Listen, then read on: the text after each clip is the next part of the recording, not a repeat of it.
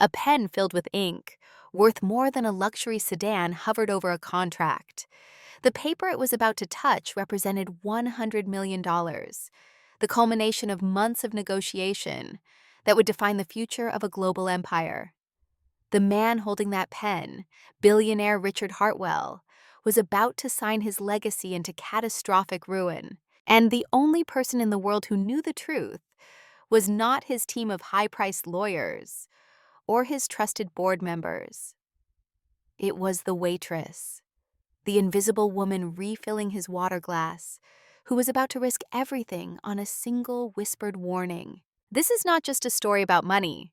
It is a story about how the quietest voice in the room can be the most powerful, how integrity, when tested by impossible choices, becomes the difference between salvation and destruction, and how sometimes the people we overlook are the very ones who can see what we cannot. The air in Ashford Manor's private dining room, the Sovereign Suite, was different.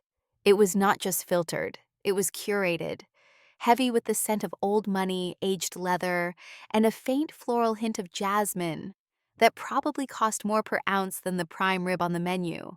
For Sarah Mitchell, it was the smell of a life she once brushed against. A world that had chewed her up and spat her out onto the unforgiving pavement of New York City. Now at 28, she wore that world as a uniform, a crisp black dress, an apron starched to perfection, and comfortable non-slip shoes that were the only practical thing about her existence. Her movements were a study in practiced invisibility. She could glide between tables, refill a water glass without making a ripple, and clear a plate without interrupting the flow of a multi-million-dollar conversation. She was a ghost in a palace, a silent witness to the machinations of the city's elite. Her past was a ghost too. A summa cum laude graduate from the Wharton School of Business. She was supposed to be on the other side of this table. She was meant to be the one analyzing quarterly reports, not clearing away breadcrumbs. That morning, before her shift, she had driven to the Sunrise Care Facility in Queens, the same route she took every morning. 90 minutes on the subway, then a bus, then a 10-minute walk, to see her mother before the fog set in, before Catherine Mitchell's mind retreated into the labyrinth of dementia that had claimed her these past 3 years. Some mornings Catherine did not recognize her own daughter. She would stare at Sarah with polite confusion, asking when the nice young lady would bring her breakfast. Those mornings were knives in Sarah's chest. But today had been different. Today had been a gift. Catherine had been sitting by the window when Sarah arrived, watching the sunrise paint the sky in shades of amber and rose. She was holding a worn photo album. 3 generations of Mitchell women stared out from the faded photographs.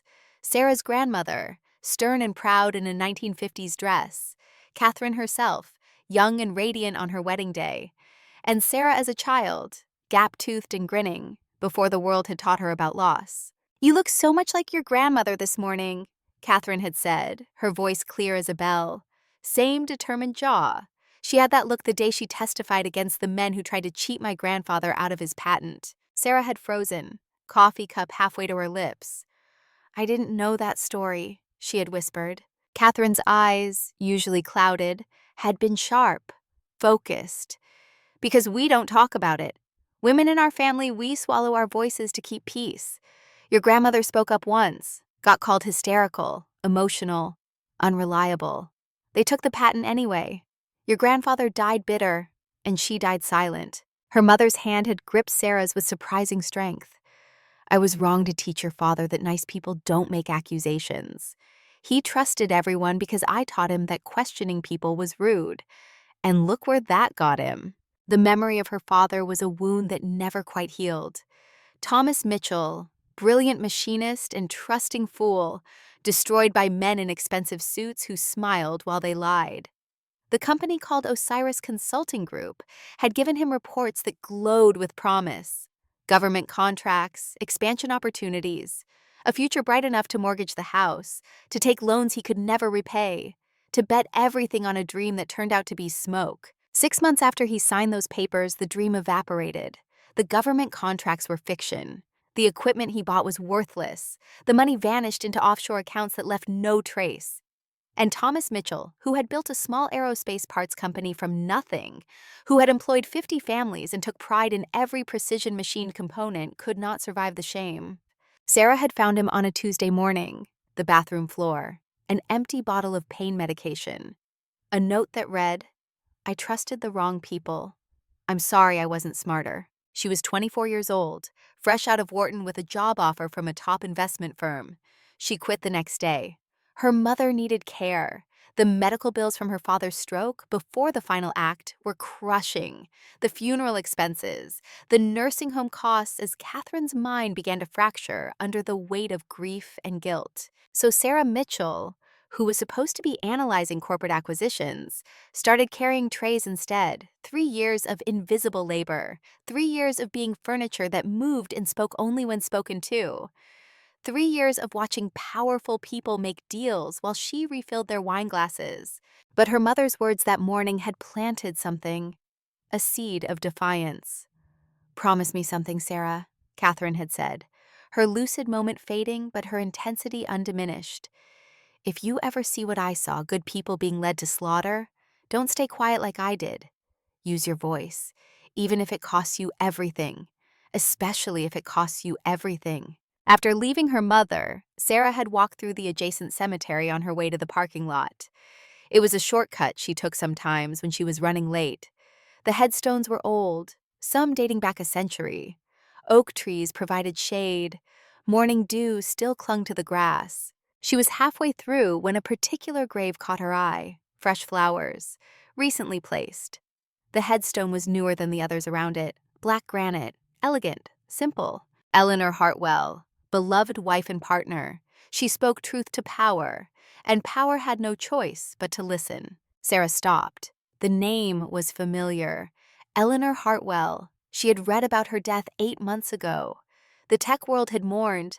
Articles had celebrated her as a visionary, a pioneer, the moral compass of Hartwell Technologies. Sarah knelt down to read the smaller inscription at the base. A quote. Apparently, something Eleanor had said often. The truth always has a different ring to it. Not louder, but clearer, like a bell cut from pure metal. When you hear that sound, that clarity, trust it, even if it comes from the most unexpected place. Sarah read it twice, 3 times, the words settling into her chest alongside her mother's warning. 2 women, both telling her the same thing through different voices. Trust the truth. Speak it, even when it comes from unexpected places. She stood, looked at Eleanor's grave one more time, then continued to her car, carrying the weight of wisdom from women she had never met but somehow knew. Now, 12 hours later, Sarah stood in the Sovereign Suite watching history prepare to repeat itself. Richard Hartwell sat across from his chief operating officer, David Brennan, and Sarah could see the exhaustion etched into every line of the billionaire's face. He was 56 but looked older. His wife, Eleanor, had died 8 months ago. Ovarian cancer. She had been the co-founder of Hartwell Technologies, the visionary while Richard executed. Everyone said Eleanor was the heart of the company. And when that heart stopped beating, something in Richard had broken. David Brennan was speaking in smooth, confident tones. He was 48, impeccably groomed, with the kind of smile that never quite reached his eyes. Sarah had served him before.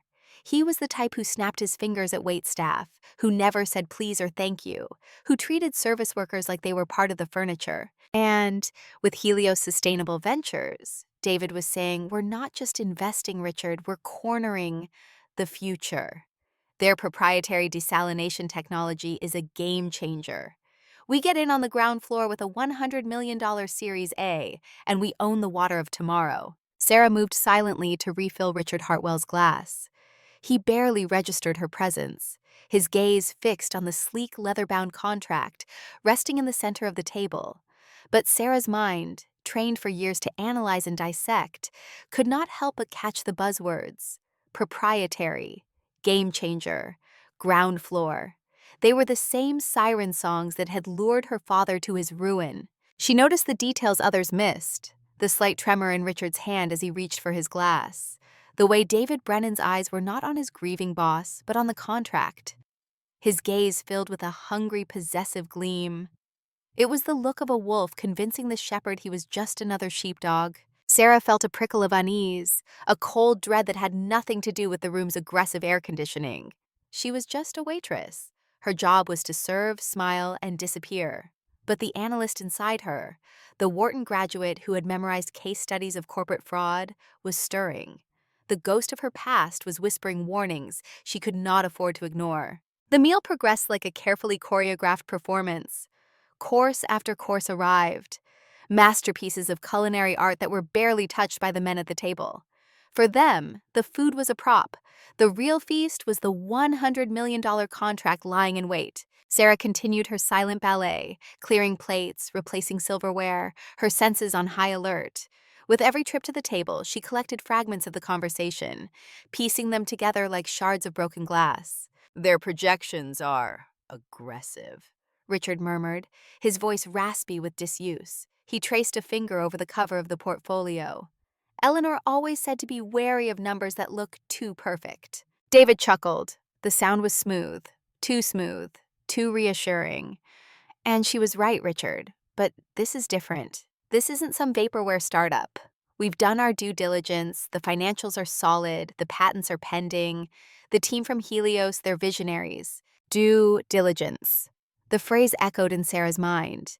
It was what her father thought his lawyers were doing. But due diligence was only as good as the person conducting it. It could be a shield, or it could be a smokescreen. In the kitchen, away from the carefully controlled atmosphere of the sovereign suite, Sarah found herself standing next to Marie Laurent. Marie was 55, the head server at Ashford Manor. She had been working there for 20 years, and she had seen everything. She was French-Caribbean, with warm brown skin and eyes that missed nothing. Marie had taken Sarah under her wing 3 years ago, when Sarah showed up for her first shift looking like a lost corporate refugee. Marie taught her how to move through rooms without being noticed, how to read the mood of a table, how to survive in a world where you were seen but not acknowledged. That table tonight, Marie said quietly as she arranged plates on a tray. Big money, big egos. You watch yourself, Cherie. Men like that, they don't see us as people. We're furniture that moves, but furniture hears everything. And sometimes, what furniture hears can change the world. Sarah wanted to dismiss it, to focus on her job and nothing else. But Marie's words settled into her chest alongside her mother's morning warning and Eleanor's gravestone wisdom. Use your voice. Trust the truth, even from unexpected places. Later, as Sarah served the espresso, David Brennan stepped out to take a phone call. He thought the heavy oak door and the distance to the main dining hall provided enough privacy. He did not account for Sarah, standing stock still in the service alcove just feet away, organizing silverware for the next course. Everything is locked, David whispered into his phone. The wire instructions are routed through the subsidiary as planned. Yes, the Luxembourg account. It's cleaner that way. No, he hasn't asked any more questions. He's ready. He trusts me. A cold snake of adrenaline coiled in Sarah's stomach. Subsidiary, Luxembourg account. These were classic components of offshore financial structures, perfectly legal for legitimate business, but also the preferred tools for obfuscation and fraud. They were designed to make money difficult to trace. Why would a straightforward investment in a visionary sustainable tech company need such a complex, opaque route? Sarah forced herself to move, to re-enter the room as if she had heard nothing. Her heart was hammering against her ribs. She risked a glance at Richard Hartwell. He looked exhausted, the fight gone out of him. He was a man running on fumes, making a monumental decision in the fog of grief, guided by the one man he believed he could trust. As David ended his call and returned to the table, his demeanor shifted back to that of the concerned deputy. Just finalizing the press release for tomorrow morning, he said smoothly. Hartwell Technologies pledges $100 million to secure a greener future. It's a legacy move, Richard. Eleanor would be proud. The mention of his late wife's name was a masterstroke of manipulation, a dagger wrapped in velvet. Sarah saw Richard's shoulders soften, his expression of doubt melting away into one of weary resignation. He was being emotionally cornered, pushed toward a decision by the ghost of the woman he loved. This was not a business deal anymore. It was a violation. The final documents were brought to the table by David himself, presented with the reverence of a sacred text. He unscrewed the cap of a heavy gold-nibbed Mont Blanc fountain pen and placed it decisively in front of his boss. "Just here, Richard," David said softly, pointing to the signature line. "And we can toast to the future." Sarah stood by the service station, her hands trembling slightly as she polished a wine glass she had already polished 3 times. Every instinct honed by personal tragedy and a world-class education was screaming. The hushed phone call, the complex offshore routing, the emotional manipulation, the almost desperate eagerness from David. It was a textbook setup. It was her father's story playing out all over again, with more zeros attached. She knew the players, she knew the language, but she did not have proof. She had nothing but a terrible, gut-wrenching feeling and a collection of overheard whispers. To act would be career suicide. She would be fired, possibly blacklisted. She would be a lowly waitress accusing a powerful COO of orchestrating a massive fraud against a billionaire.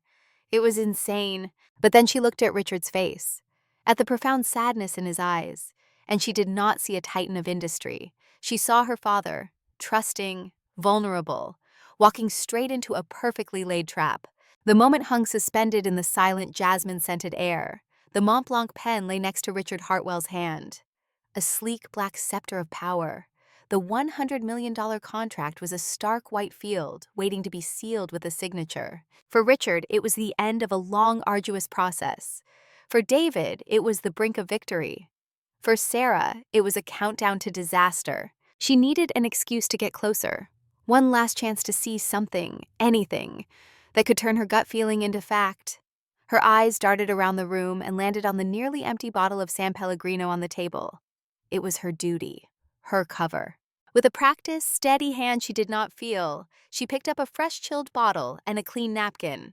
She approached the table, her footsteps silenced by the plush Aubusson rug. "More water, Mr. Hartwell?" she asked, her voice a quiet professional murmur. Richard nodded absently, his eyes still on the signature line. David shot her a look of pure annoyance, a micro-expression of irritation at this menial interruption of his triumph. As Sarah leaned forward to pour the water, her gaze fell upon the open page of the contract.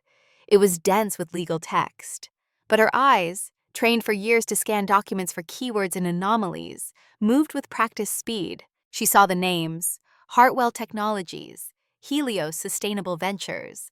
She saw the figure, $100 million. And then she saw it, tucked away in a subsection, under a clause detailing third-party contractors and technology licenses. A single line of text that made the blood freeze in her veins. All preliminary hydrodynamic modeling and feasibility reports provided by consulting group, Osiris Enterprises. Osiris. The name hit her with the force of a freight train. The room seemed to tilt. The low hum of the air conditioning faded into a roar in her ears. Suddenly, she was not in Ashford Manor anymore. She was 16 years old, standing in the cold, echoing emptiness of her father's office after the liquidators had taken everything. She could see the despair on his face, the way his shoulders, once so broad and strong, had collapsed in on themselves. He had trusted his partners, trusted the deal, trusted the glowing reports from a consulting group he had been assured was top tier. Osiris Consulting Group, they were a phantom. A legal fiction created to produce fraudulent reports and lend an air of legitimacy to a scam. They were the ghost in the machine that had dismantled her family's life. And here they were again, the same name, the same ghost. Her hand faltered. A single cold drop of water splashed onto the back of Richard Hartwell's hand. "Watch it!" David snapped, his voice sharp and venomous. Richard flinched, not from the water, but from the sudden tension. He looked up, first at David, then at Sarah. He saw not a clumsy waitress, but a woman whose face was pale as death, her eyes wide with a terror that was utterly out of place in this temple of luxury. Sarah stood frozen, the water bottle in her hand. Her mind was a maelstrom.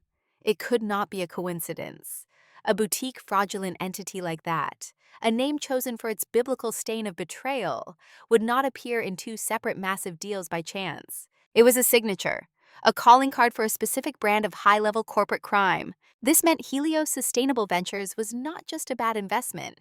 It was a complete fabrication. a hollow shell, just like the company that had ruined her father. The desalination technology was a lie. The visionary team was fiction. And the $100 million were destined to disappear into the same kind of offshore labyrinth that had swallowed her family's fortune. And David Brennan was the architect. The conflict inside her was seismic. All her life since the collapse, she had been defined by fear and caution. She had worked hard to be invisible, to avoid confrontation, to simply survive and provide for her mother. Risking this job meant risking the rent on the small apartment she could barely afford, risking the cost of her mother's nursing home care. Her entire fragile world was balanced on the income from this position. But three voices spoke to her now. Her mother's words from that morning, "Use your voice." Her grandmother's defiance, passed down through generations. And Eleanor Hartwell's wisdom, carved in stone. Trust the truth, even from unexpected places. Sarah inhaled sharply. The breath felt like it was tearing through her lungs. The words formed on her tongue, heavy and terrifying. She locked eyes with Richard, praying she could convey a decade of pain and knowledge in a single glance. The pen descended. The nib was a millimeter from the paper, the final second on the clock. "Mr. Hartwell." The words were not a shout. They were a clear, steady projection that sliced through the room's hushed reverence, louder than a whisper, more arresting than a scream. Richard's hand froze, the pen's nib hovering just above the paper, leaving a tiny, pregnant dot of ink that began to bleed slowly into the fine fibers. Both he and David turned to stare at Sarah. The waitress had spoken. She had broken the cardinal rule. Sarah's heart was a wild drum against her ribs. But her voice, when she spoke again, was unnervingly calm. She kept her eyes locked on Richard's, willing him to see the truth in them, the desperate sincerity. "Forgive my unforgivable intrusion, sir," she said, each word chosen with surgical precision. "But before you sign that document, I need you to think about something your wife believed, something I learned this morning." Richard's expression shifted, shock giving way to something else, confusion. How could this waitress know about Eleanor? Sarah continued, her voice steady despite the earthquake inside her.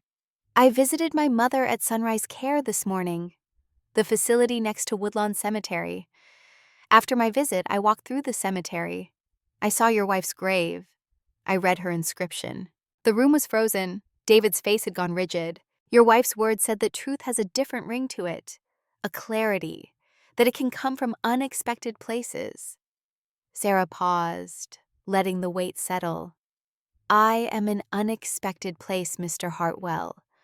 I am the person you don't see, the one who hears everything because you forget I'm here.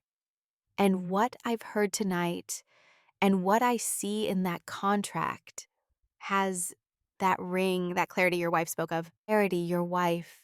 Richard leaned forward slightly, his exhaustion momentarily forgotten. "What do you see?" "A name," Sarah said, her voice quiet but unwavering.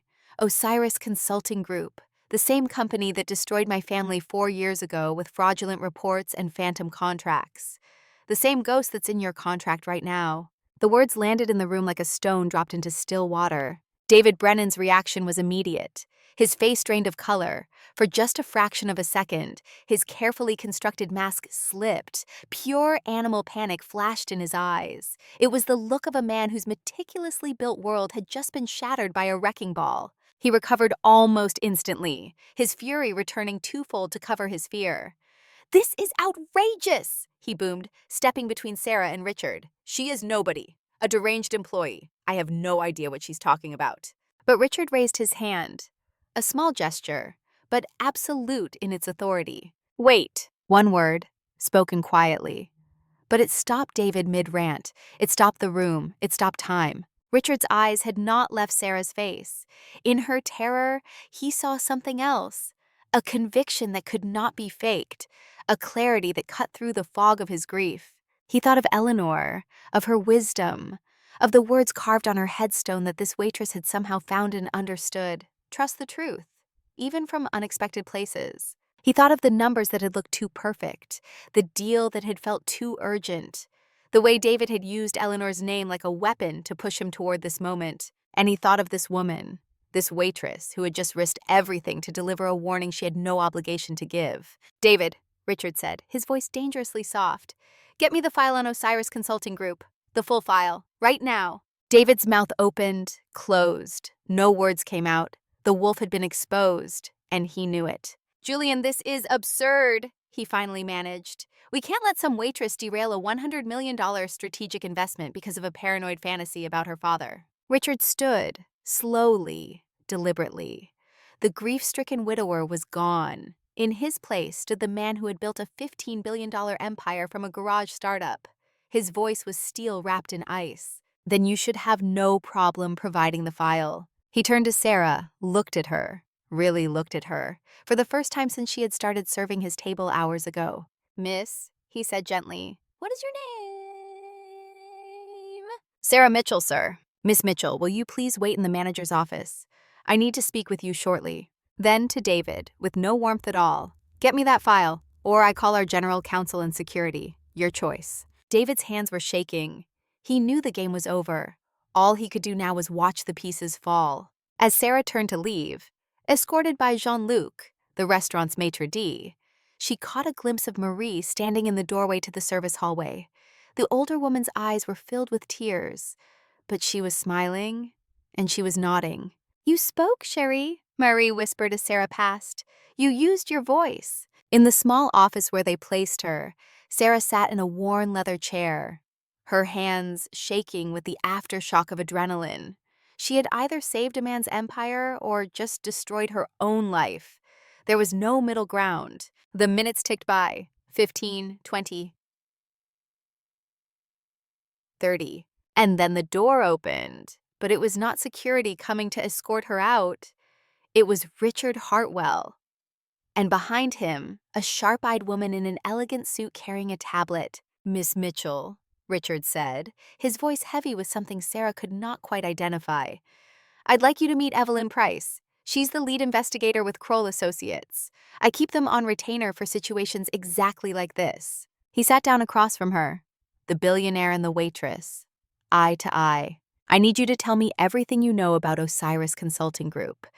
And I need you to tell me why you were willing to risk your job, your livelihood, everything, to stop me from signing that contract." Sarah took a breath, and then she told him. She told him about her father, about the factory that had been 3 generations in the making, about the fraud disguised as opportunity, about the reports from Osiris that had looked so professional, so legitimate, so perfect. She told him about the collapse, the liquidation, the 50 families who lost their livelihoods right before Christmas, the stroke that had left her father partially paralyzed, the 6 months of decline, and the Tuesday morning when she found him on the bathroom floor with an empty pill bottle and a note that said he was sorry for not being smarter. She told him about her mother's dementia, how Catherine had internalized the shame until it ate her from the inside, how Sarah had abandoned her own career to become a caretaker, how she had spent 3 years invisible, serving people who would never see her as anything more than furniture.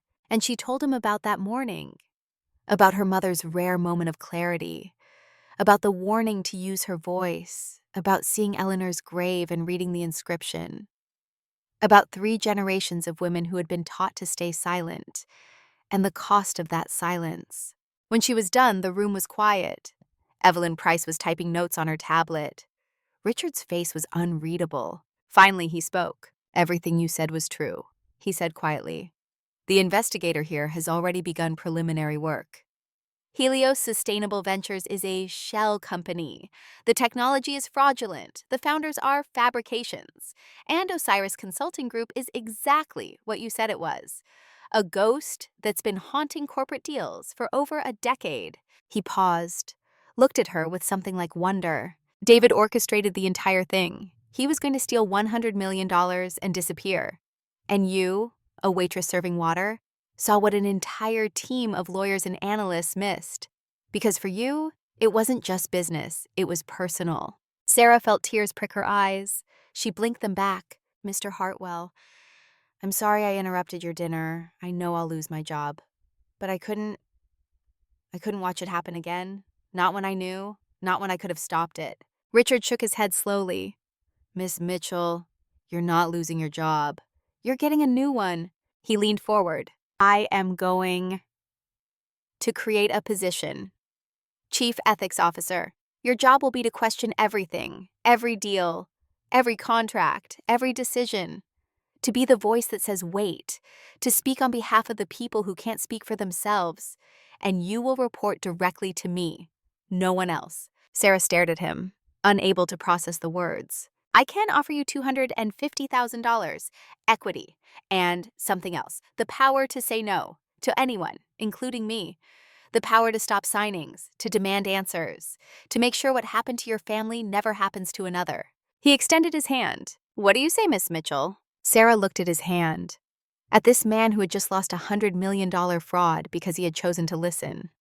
To a waitress, to a voice from an unexpected place, she thought of her father, of her mother, of her grandmother who had spoken up and been destroyed for it, about all the people who had chosen integrity over safety and paid terrible prices. She thought of Eleanor Hartwell, who had left words on stone telling people to trust the truth no matter where it came from. And she thought of Marie's words.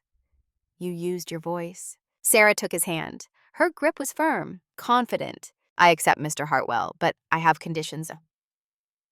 He raised an eyebrow, surprised, but respectful. Name them. I want Marie Laurent promoted to Director of Dining Services for all your corporate events. She taught me to see what others miss. She deserves recognition. Done. I want Rosa Jimenez's daughter offered a paid internship in your finance department. She's studying accounting. She deserves a chance. Done. And I want my first budget allocation to go toward hiring Ms. Price's firm on permanent retainer. Because you need more than one person watching for ghosts. Richard smiled, the first genuine smile she had seen from him. Done. Anything else? Yes. I want a photograph of your wife in my office. Not because I knew her, but because her words on that headstone gave me the courage to speak. I want to remember that every day. That truth can come from unexpected places, even from the grave. Richard's eyes filled with tears. For the first time since Eleanor had died, he felt her presence, not as an absence, but as a guide. She would have liked you, Miss Mitchell, he said quietly. She always said the most important voices are the ones we almost miss. Outside, dawn was breaking over Manhattan. Sarah stood with Marie and Evelyn Price on the steps of Ashford Manor. The city was waking up, delivery trucks rumbling, early morning joggers passing by, the world continuing as it always did. But Sarah's world had changed. She was no longer invisible. She was no longer silent. You did good, Sherry, Marie said, her arm around Sarah's shoulders. Your father would be proud. Your mother will be proud. And me? I am proud. Evelyn handed Sarah a business card. You have my number. When you're ready, I'll teach you everything I know. How to hunt the ghosts. How to stop them before they destroy more families. Sarah took the card, looked at it, then looked up at the sunrise painting the sky in shades of gold and crimson. She thought of calling her mother, of visiting her tomorrow morning with news that would make Catherine smile in whatever moments of clarity remained. She thought of her grandmother, of Eleanor Hartwell, of all the women who had been told to stay quiet and had found the courage to speak anyway. And she thought of her father, not as he had been in the end, broken and defeated, but as he had been when she was a child, strong, proud, telling her that integrity was the only currency that mattered in the end. She had honored him. Finally, not by staying silent to keep the peace, but by speaking truth to power and watching power listen. Sarah's phone buzzed, an email, marked urgent. The subject line read, Project Genesis, acquisition review needed. She opened it, scanned the contents, saw a name she recognized, listed as technical consultant, Osiris Enterprises. Her blood ran cold. She looked up at Evelyn, at Marie, at the sunrise that had seemed so hopeful just seconds ago. It's not over, she said quietly. No, Evelyn replied.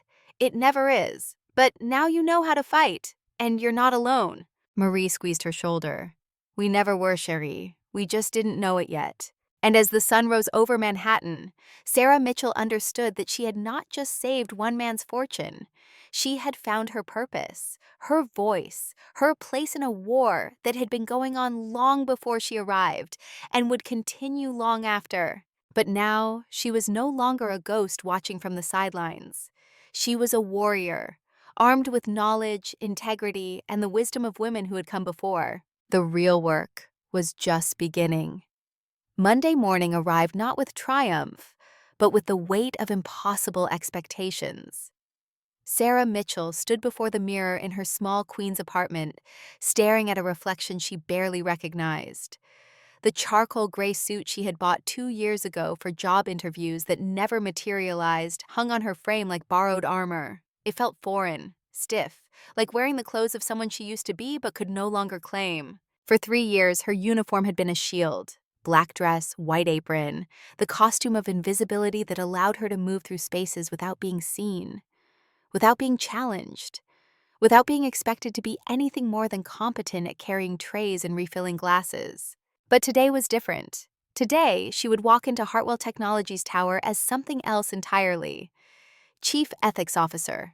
The title felt absurd, presumptuous, like a crown placed on the head of a peasant who had stumbled into the throne room by accident. The doubts came in waves. What if Friday night had been a fluke? A moment of clarity born from trauma and luck rather than actual skill? What if she walked into that building and they discovered she was a fraud? Just a waitress playing dress-up in a world where she no longer belonged. Her phone buzzed. A text from her mother's care facility. Catherine had asked for her this morning. Another rare lucid moment. Sarah grabbed her keys and made the detour she had made every morning for 3 years. The Sunrise Care Facility smelled of antiseptic and overcooked vegetables. Catherine Mitchell sat by the window of her small room, watching the early light paint the city in shades of amber. She turned when Sarah entered her suit, and for a moment her eyes were clear. "You're wearing your interview suit," Catherine said, her voice steady. "Did you get the job?" Sarah sat on the edge of the bed, taking her mother's hand. "I got the job, Mom, the one I told you about Friday, at Hartwell Technologies." Catherine's grip tightened. "The company you saved?" Sarah nodded, unable to speak past the lump in her throat. "Your father would be so proud," Catherine whispered. "Not because you're making money, but because you used your voice. Because you stood up when it mattered. That's integrity, Sarah. That's the only currency that survives us." The fog began to creep back into Catherine's eyes. But before it took her completely, she squeezed Sarah's hand one more time. "Don't be afraid of being seen, sweetheart. We spent too many generations hiding. Your grandmother hid, I hid, and look where it got us. You be visible, you be loud, you be everything we were too scared to be." Sarah kissed her mother's forehead, tasting salt from tears she had not realized were falling. Then she left for Manhattan, carrying the weight of 3 generations on her shoulders. The Hartwell Technologies Tower was a monument to ambition. 70 stories of glass and steel that caught the morning sun and reflected it back at the city like a declaration of dominance. The lobby was a cathedral of polished Carrara marble, 30-foot ceilings, and the kind of hushed reverence that came with serious money. Sarah walked through the revolving doors and felt every eye turn toward her. Or perhaps that was just paranoia. Perhaps no one was looking at all. Perhaps she was still invisible, even in her borrowed armor. The security desk directed her to a private elevator. A temporary badge had been prepared with her name and a title that made her stomach twist. Chief Ethics Officer. She scanned the badge and the elevator doors opened with a whisper of hydraulics. The ride to the 60th floor felt like ascending into the sky itself. Each passing number on the display was a countdown to exposure. 50, 55, 60. The doors opened to a space of monastic quiet and breathtaking views. Richard Hartwell was waiting. He looked different in the morning light, less broken, more focused. The grief was still there, visible in the lines around his eyes and the slight stoop of his shoulders. But something else had taken root. Purpose, perhaps. Or simply the grim determination of a man who had looked into the abyss of betrayal and decided to fight back. "Sarah," he said, his voice warmer than she expected. "Welcome to Hartwell Technologies." He led her down a hallway of frosted glass and muted conversations. Heads turned as they passed. Whispers followed in their wake. Sarah caught fragments. "She's the one." From the restaurant. "Stop the David thing. Is she really qualified?" Richard seemed oblivious to the attention. Or perhaps he simply did not care. He stopped in front of a large corner office. The nameplate was blank. "This was David's office," Richard said without preamble. "I thought it was fitting you take it." Poetic justice, maybe. Or just justice. He opened the door, and Sarah stepped into a space that felt haunted. The office was an exercise in minimalist power. A vast oak desk that probably cost more than her yearly salary as a waitress. An executive chair in black leather. Floor-to-ceiling windows overlooking Central Park. The trees still holding on to the last colors of autumn. But it was the small details that caught her attention. A coffee mug on the desk. The contents long cold and filmed over. A jacket hanging on the back of the door. Expensive wool that David Brennan had never retrieved. The faint scent of cologne, Tom Ford something, lingering in the air like the ghost of the man who had occupied this space. Richard did not give her time to dwell on the eeriness. He moved to the desk and placed a tablet in the center. I don't have a team for you yet. Hell, I don't even have a proper job description written up. The board is still processing what happened Friday night. Half of them think I've lost my mind. The other half are too terrified to say anything because they're wondering if they missed something too. He tapped the tablet and a folder appeared on the screen. The label read, Project Genesis. This is your first assignment. 3 months ago, we acquired a medical technology startup called Genesis MedTech. Paid $250 million for a 60% stake. The technology is supposed to be revolutionary. An AI diagnostic algorithm that can predict disease onset from patient data months before clinical symptoms appear. Sarah pulled the tablet closer, her analyst instincts already firing. Every piece of due diligence came back clean, Richard continued. Internal review, external consultants, legal counsel. Everyone signed off. The numbers were perfect. The projections were aggressive but achievable. The founders, Dr. Amanda Chen and Dr. Robert Foster, had impeccable credentials. Stanford, MIT, published research. The whole package. He paused, and Sarah looked up to meet his eyes. It's too perfect, Richard said quietly. Just like Aurora was too perfect. I need you to tear it apart. Look for the loose threads, the inconsistencies, the single detail that doesn't quite fit. Because if David was involved in this deal, and I have every reason to believe he was, then there's rot somewhere. And I need you to find it before it destroys us. Sarah's hands trembled slightly as she picked up the tablet. The imposter syndrome that had been whispering in her ear all morning suddenly went quiet. Because this was familiar territory. This was what her Wharton education had trained her for. Pattern recognition, anomaly detection. Finding the truth hidden beneath layers of professional polish. I'll need access to everything, she said, her voice steadier than she felt. Financial records in email correspondence, meeting notes, travel expenses. Anything David touched related to this acquisition. And I'll need to see who signed off on the final approvals. Richard nodded. You have my full authority, no restrictions. If you need something and someone tells you no, you call me directly. He moved toward the door, then paused. Sarah, one more thing. I'm trusting you because you were willing to risk everything to tell me the truth. But trust is a two-way street. If you find something, I need to know, even if it's ugly. Especially if it's ugly. Can you do that? Sarah thought of her father, of the men who had smiled and lied and destroyed everything he had built, of the cost of silence. Yes, sir, I can do that. When Richard left, Sarah sat in the expensive chair and opened the Genesis file. The first thing she saw was a photograph of the two founders, Dr. Amanda Chen, 34, with sharp features and confident eyes. Dr. Robert Foster, also 34, with an easy smile and the kind of casual brilliance that came from never having to prove yourself. They look legitimate, successful, exactly what you would expect from Stanford and MIT graduates who had built something revolutionary. But Sarah had learned that the most dangerous lies were always wrapped in truth. She began to read. The technology was impressive, at least on paper. The algorithm analyzed multiple data streams, patient vitals, blood work, genetic markers, even lifestyle factors pulled from wearable devices.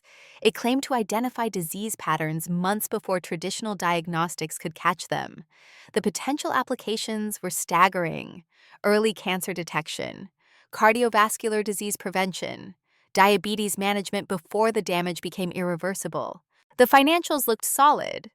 Genesis MedTech had generated $2.3 million in revenue in its first year through pilot programs with 3 hospitals. Projected revenue for year 2 was $50 million. Year 3, 200 million. The growth curve was steep, but the market analysis supported it. Hartwell Technologies had paid $250 million for 60% equity, valuing the company at just over $400 million total. Aggressive, but not unreasonable for transformative medical technology. Sarah spent the first hour simply reading, absorbing, letting the information settle into the patterns her brain had been trained to recognize. And slowly, quietly, the wrongness began to emerge. She pulled up the approval documentation. The final sign-off had required multiple executives. Richard's signature was there, of course, David Brennan's as COO, and one more that caught her attention. Margaret Chen, Chief Financial Officer. Sarah had never met Margaret Chen, had only seen her name in company directories. But something about seeing that signature made her pause. She pulled up Margaret's profile. 12 years with the company, stellar performance reviews, reputation for rigorous financial analysis and risk management. On impulse, Sarah cross-referenced Margaret's signature against other recent acquisitions. The woman had signed off on dozens of deals over the years. That was normal for a CFO. But when Sarah looked specifically at deals David Brennan had championed, a pattern emerged. Every single one had Margaret Chen's approval. Always. Even on deals where other executives had raised concerns. Even on deals where the financial analysis was borderline.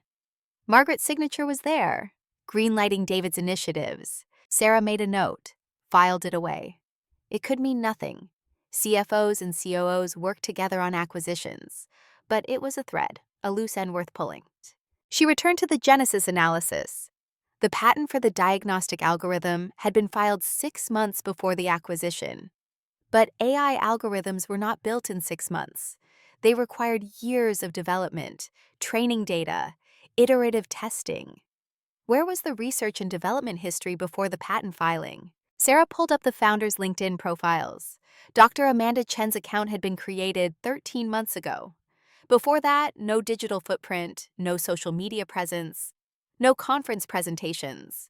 For someone with her claimed credentials, that was unusual. Scientists built reputations through publication and peer engagement. They did not materialize fully formed from thin air.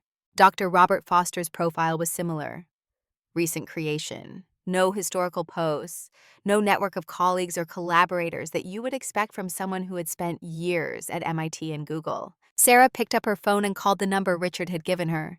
He answered on the second ring. "I need an expert," she said without preamble.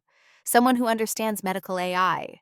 Someone discreet who can review a patent application and tell me if it's legitimate or garbage."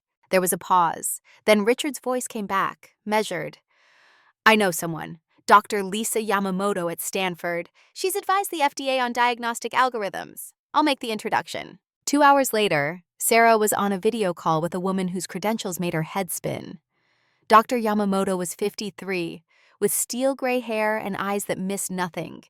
She had reviewed the Genesis patent application, and her expression was carefully neutral. "Miss Mitchell," she said slowly, "I need to ask where you obtained this document. It's the core intellectual property of a company we acquired for $250 million. I need to know if it's real." Dr. Yamamoto removed her glasses and rubbed her eyes. Then she looked directly into the camera. "This algorithm is scientifically impossible. The mathematical model it describes violates basic principles of machine learning. The training dataset it claims to use would require patient data that does not exist in any current database, and the accuracy rates it projects are statistically unachievable with current technology." Sarah felt her stomach drop. "So it's fraud?" Dr. Yamamoto chose her words carefully. "I cannot speak to intent, but I can tell you that whoever wrote this patent application knew enough AI terminology to sound credible to a non-expert. They did not know enough actual artificial intelligence to build a working system. This is either profound incompetence or deliberate deception." Sarah thanked her and ended the call. Then she sat very still, staring at the photograph of Dr. Chen and Dr. Foster, two people who probably did not exist. Two faces attached to fabricated credentials, selling technology that could not possibly work. But if the technology was fake, where had it come from? You could not simply invent an AI algorithm from nothing. The patent application was too detailed, too technically complex. It had to be based on something real, She began searching patent dispute databases, medical AI litigation, intellectual property theft, anything that might point to the origin of the stolen code. And there it was, buried in a case that had been settled and sealed 2 years ago. Hayes versus Quantum Health Systems. A young programmer named Daniel Hayes, claiming his former employer had stolen his proprietary diagnostic algorithm. The case had dragged on for 8 months before settling for an undisclosed sum. Sarah dug deeper. Daniel Hayes, 31 years old, MIT Computer Science, graduated 6 years ago. Worked at Quantum Health from graduation until 3 years ago. Left under unclear circumstances. The lawsuit followed. His LinkedIn had not been updated in 2 years. His last known address was in Oakland. There were no recent employment records, no social media activity, no digital footprint at all for a man who should have been in his prime earning years. Sarah made a decision that would have been unthinkable a week ago. She booked a flight to Oakland for the next morning. She did not tell Richard. Not yet. First, she needed to know if her theory was correct. She needed to find Daniel Hayes and ask him if his life's work had been stolen, repackaged, and sold to Hartwell Technologies for $250 million. Before she left for the day, she did one more thing. She pulled up Margaret Chen's recent financial approvals, looked at the pattern of deals she had signed off on, and found something that made her blood run cold. Project Titan, a pending $500 million acquisition of a rare earth mining operation, scheduled to close in 6 weeks. Margaret had already approved the preliminary financials. David Brennan had been the executive sponsor before his arrest. Sarah opened the file, started reading, and within minutes, she saw it, buried in the geological surveys. The rare earth deposits were nearly exhausted. The commercially viable materials had been extracted 3 years ago. What remained was low-grade ore that would cost more to process than it would generate in revenue. But the deal structure was designed to obscure that truth, and Margaret Chen had signed off on it, had approved financial projections that ignored the geological reality. Sarah sat back in her chair. 2 frauds, both with Margaret's signature, both championed by David. She picked up her phone, called Evelyn Price. "I need you to look into someone," Sarah said.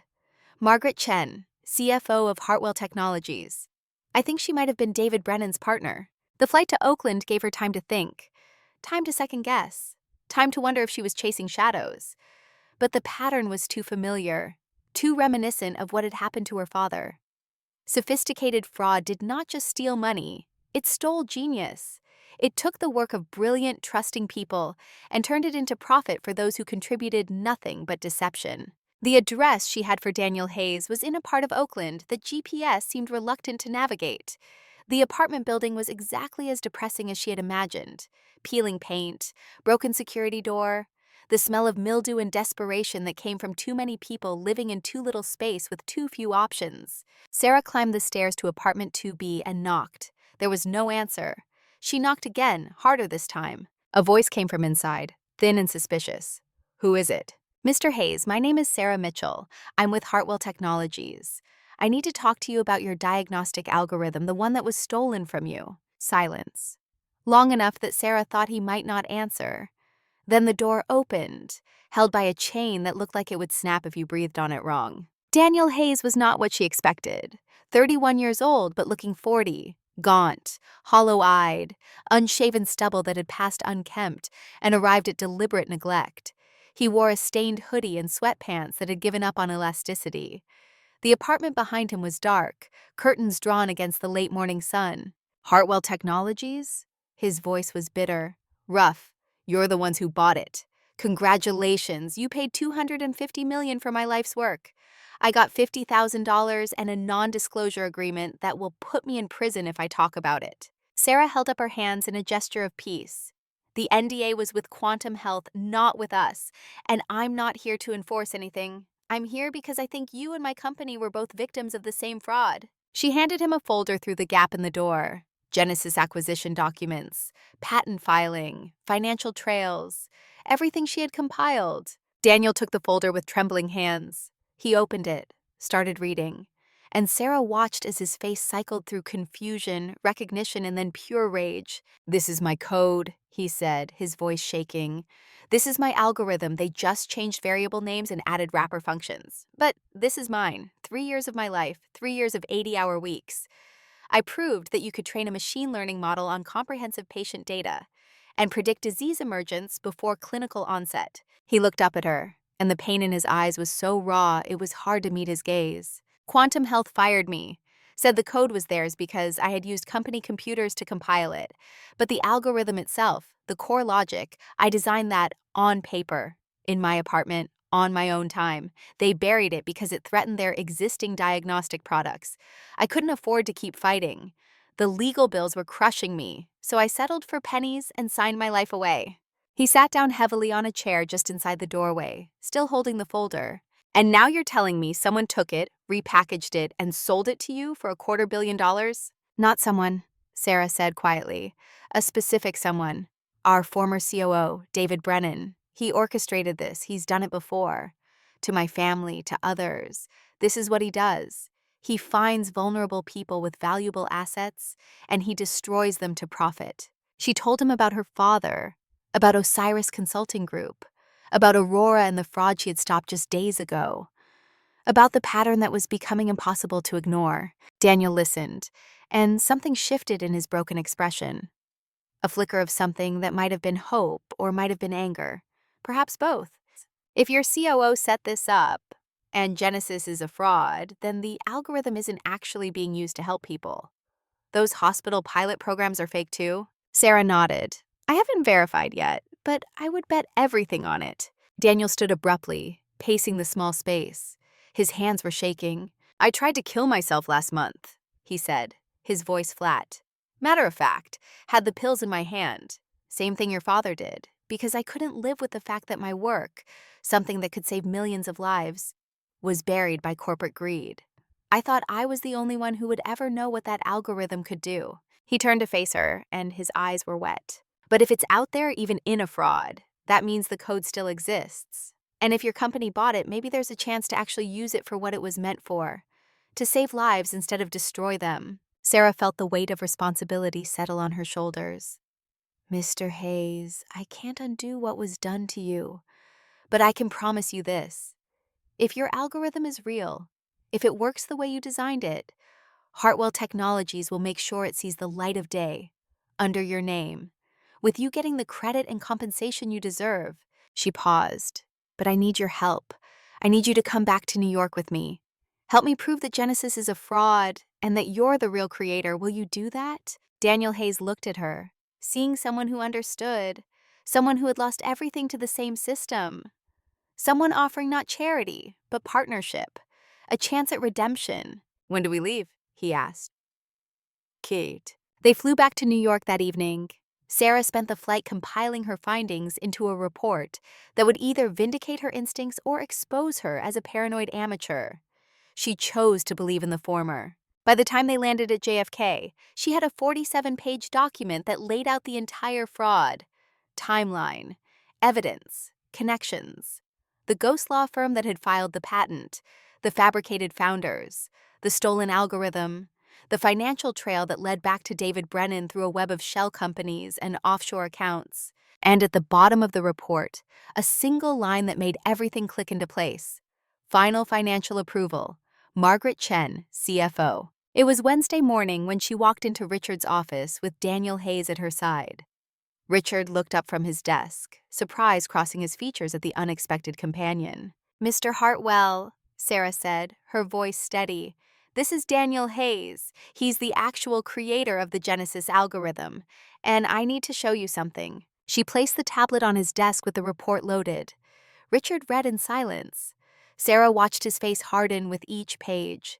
The weary sadness she had seen Friday night was gone, replaced by cold fury. When he finished, he looked at Daniel. Mr. Hayes, I'm sorry for what was done to you. By Quantum Health, by David Brennan. By a system that allowed brilliant work to be stolen and buried. That ends now. He turned to Sarah. This is worse than Aurora.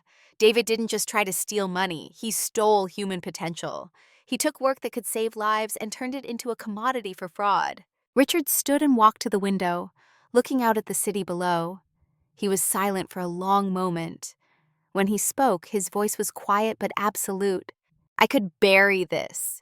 Write off the $250 million over time. Avoid the scandal. Protect the stock price. That's what the board would advise. That's what any rational CEO would do. He turned back to face them. But I didn't build this company by being rational when it mattered most. I built it by doing what was right, even when it was hard. Especially when it was hard. Eleanor always said that integrity is the only asset you can't rebuild once it's lost. He looked at Daniel. Mr. Hayes, I'm offering you a position. Lead AI researcher. You'll report directly to our CTO. Salary $400,000 plus equity. You will rebuild your algorithm the right way, with proper resources, proper support, and your name on every patent. Does that sound fair? Daniel's eyes filled with tears. He could not speak. He just nodded, again and again, like a man who had been drowning and suddenly found air. Richard turned to Sarah. And you? You found this in 3 days. You flew to Oakland on your own initiative. You brought me the truth, even though it's going to cost us $250 million in write-offs and God knows what in stock price damage. He smiled, and it was the first genuine smile Sarah had seen from him. You're not just my chief ethics officer, Sarah. You're the conscience I didn't know this company needed.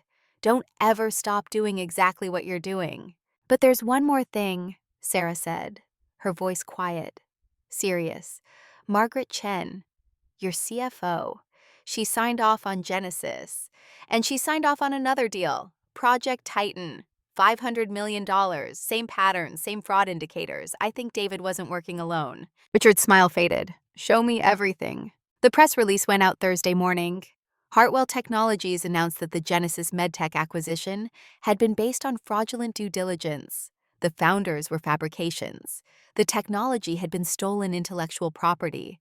The company was pursuing legal action against all parties involved and had hired the original algorithm creator to rebuild the project legitimately. The media response was immediate and brutal. Stock prices dropped 12% in the first hour of trading.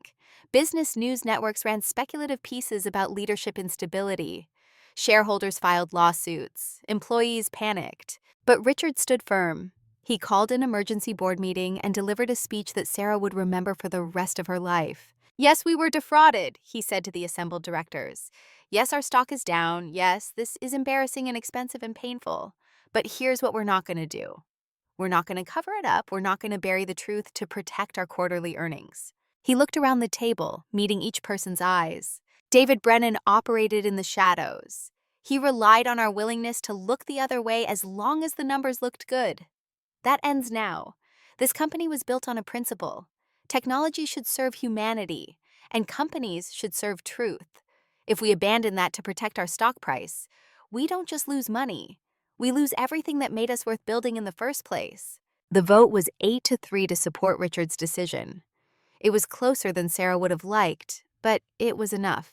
That night, Sarah sat alone in her office. David Brennan's former office. She had started to make it her own. A photograph of her father on the desk, her Wharton diploma on the wall, a small plant that Marie had given her, somehow still alive despite Sarah's neglect. She was reviewing files, preparing for the next phase of investigation, when her phone rang. Evelyn Price. I've got preliminary findings on Margaret Chen, Evelyn said without preamble. You were right. She's been David's partner for years. Offshore accounts in both their names, shell companies they co-own.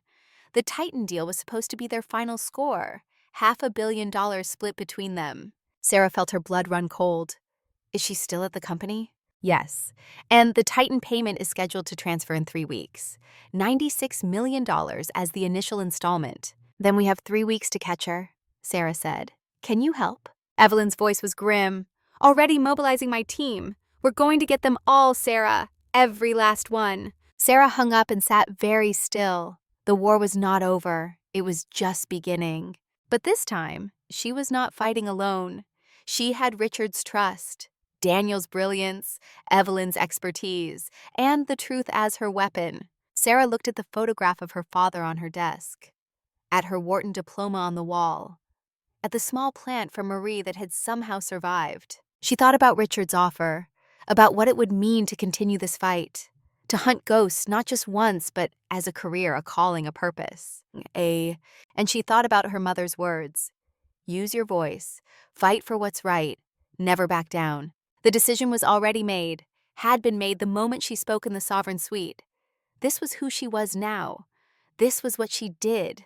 Sarah pulled out her phone, typed a message.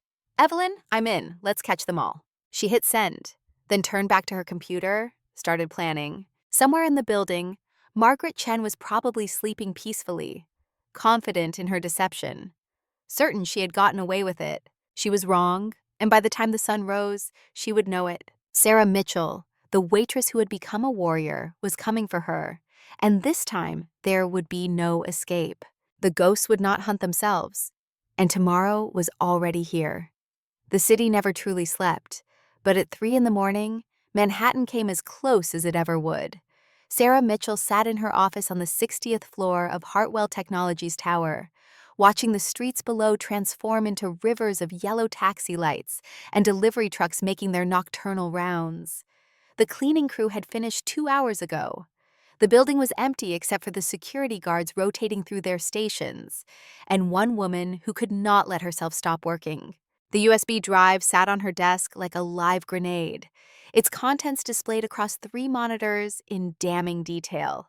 Emails, wire transfer authorizations, encrypted communications that IT had managed to crack after 6 hours of sustained effort, all of it pointing to the same inescapable conclusion. Margaret Chen, Chief Financial Officer of Hartwell Technologies, had been David Brennan's partner in fraud.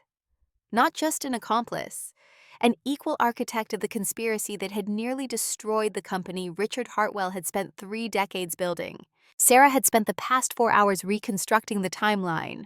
The pattern was sophisticated, elegant even, in its deception.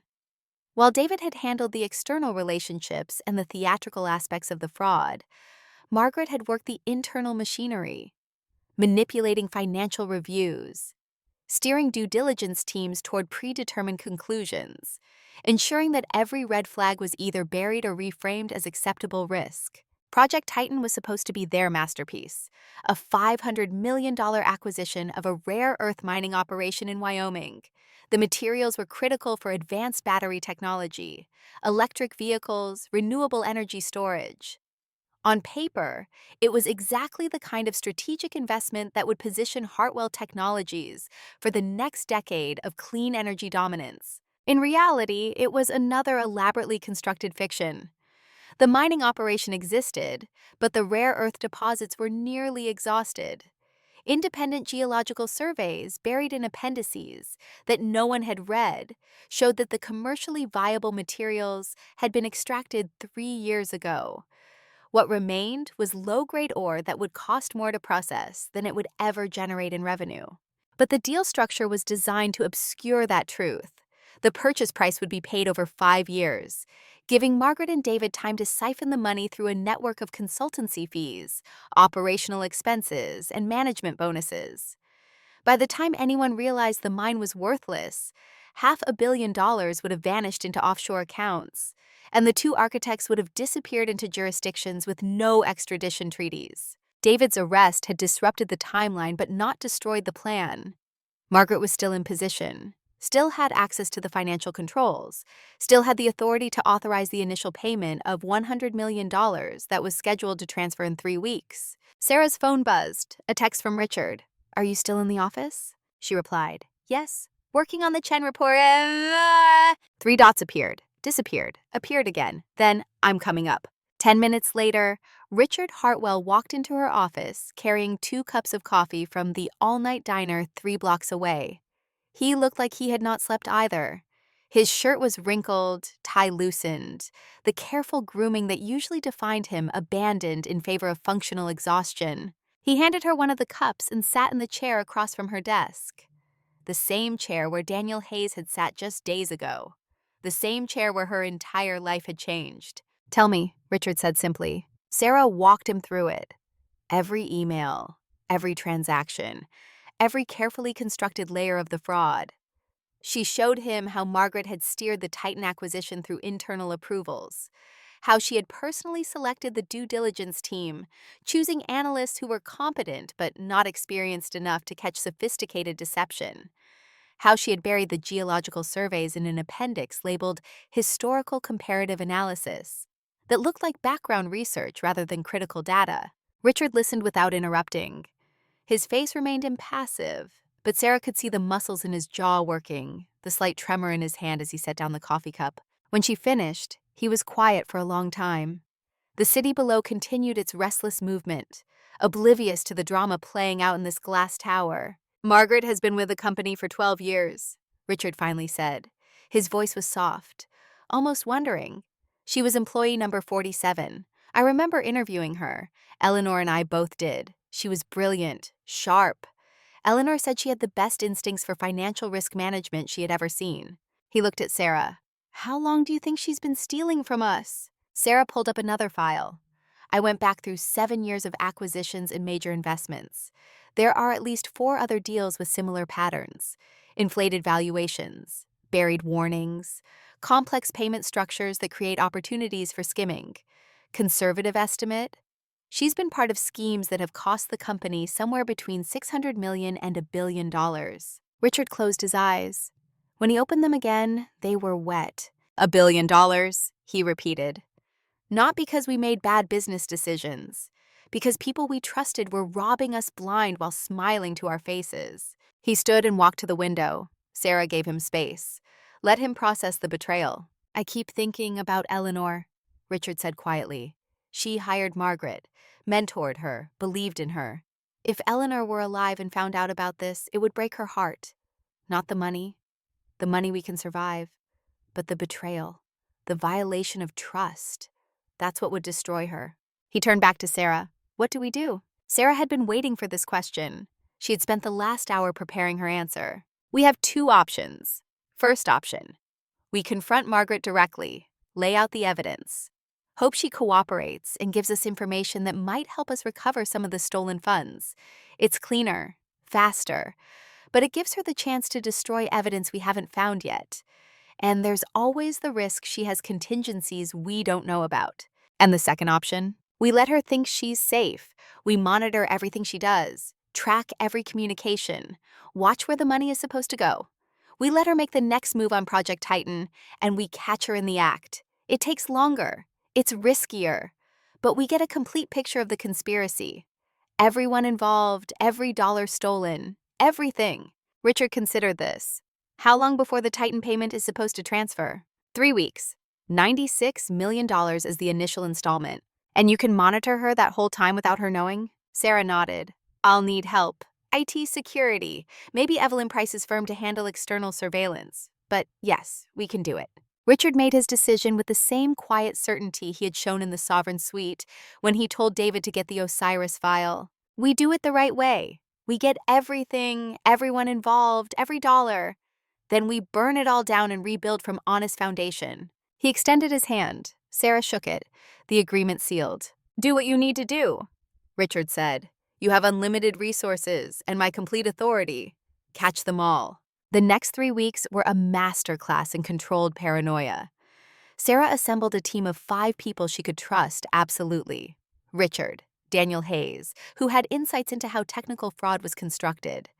Evelyn Price, who brought 2 decades of investigative experience, and 2 IT security specialists who could monitor digital communications without leaving traces.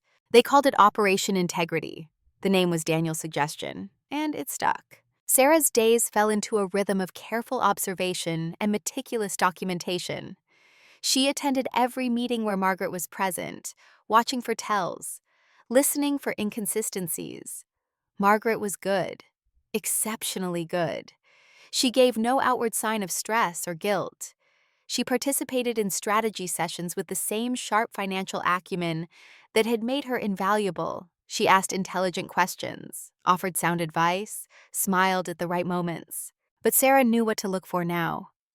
The micro-expressions that lasted a fraction of a second before training and discipline smoothed them away. The slight tension in Margaret's shoulders when Project Titan was mentioned. The way her eyes would dart to her phone when she thought no one was watching. The IT team had cloned Margaret's devices. Every email, every text message, every encrypted chat was captured and analyzed. Evelyn's external surveillance tracked her movements outside the office. where she went, who she met, what she bought. The picture that emerged was of a woman living two lives. At work, she was the consummate professional. Conservative suits, sensible shoes, a small apartment in Brooklyn that matched her declared income. She drove a 5-year-old Honda, ate lunch at her desk, stayed late to finish reports. But on weekends, she disappeared. Evelyn's team tracked her to a penthouse apartment in Tribeca that rented for $18,000 a month. The lease was under a shell company. The building had garage parking where Margaret kept a Mercedes S-Class that had never appeared on any insurance or registration documents in her name. She had not one but two offshore accounts, Cayman Islands and Singapore. The balances were encrypted, but financial forensics estimated somewhere north of $40 million sitting in those accounts. Money that had been systematically stolen over years of carefully constructed fraud. Sarah documented everything, built a case file that would be airtight in any courtroom, and waited.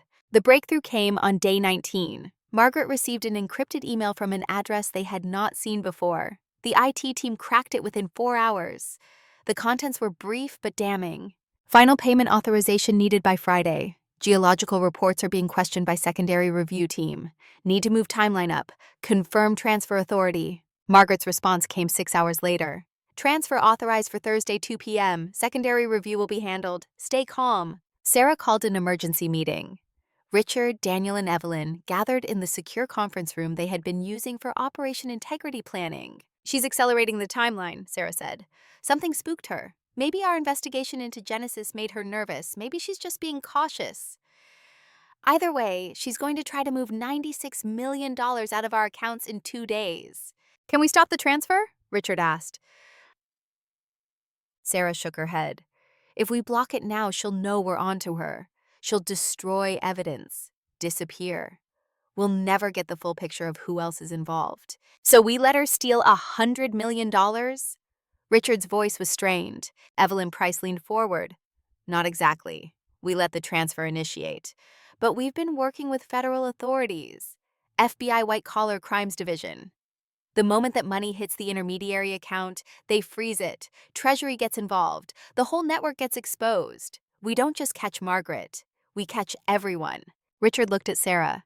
You're sure about this? Sarah thought about her father, about the men who had stolen from him and vanished into offshore shadows, about the system that protected sophisticated criminals while punishing honest people who made the mistake of trusting. I'm sure, she said. We end this completely. Thursday arrived with the weight of inevitability. Sarah came into the office at 6 in the morning. Margaret arrived at 8, exactly on schedule. She attended a 9 o'clock budget review meeting, participated in a 10:30 conference call with investors, had lunch delivered to her desk.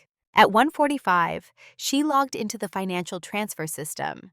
Sarah watched from her own computer, the IT team feeding her a live mirror of Margaret's screen. The transfer authorization form appeared. $96 million.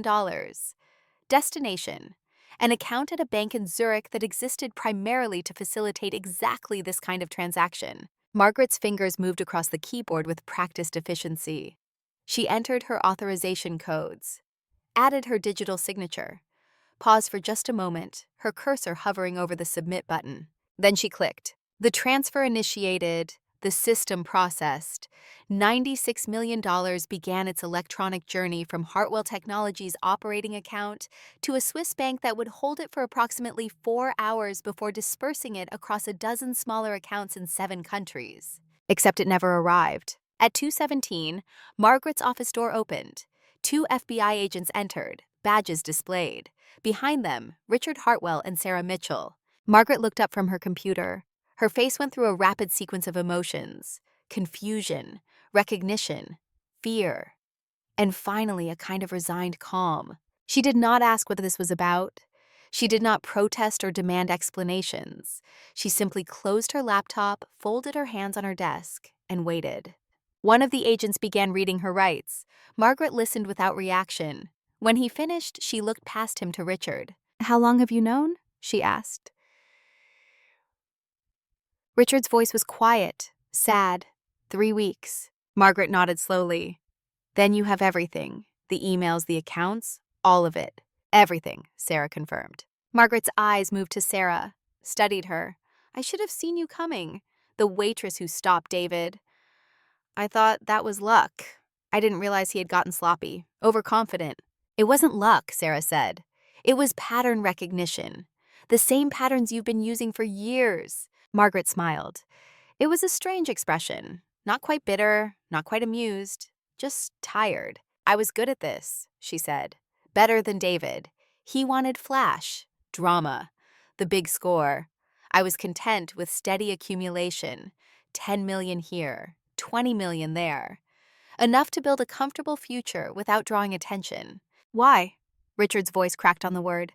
We paid you well, respected you, trusted you. Eleanor believed in you. Why? For the first time, Margaret's composure cracked. At the mention of Eleanor's name, something painful crossed her face. Because it was never going to be enough, she said quietly.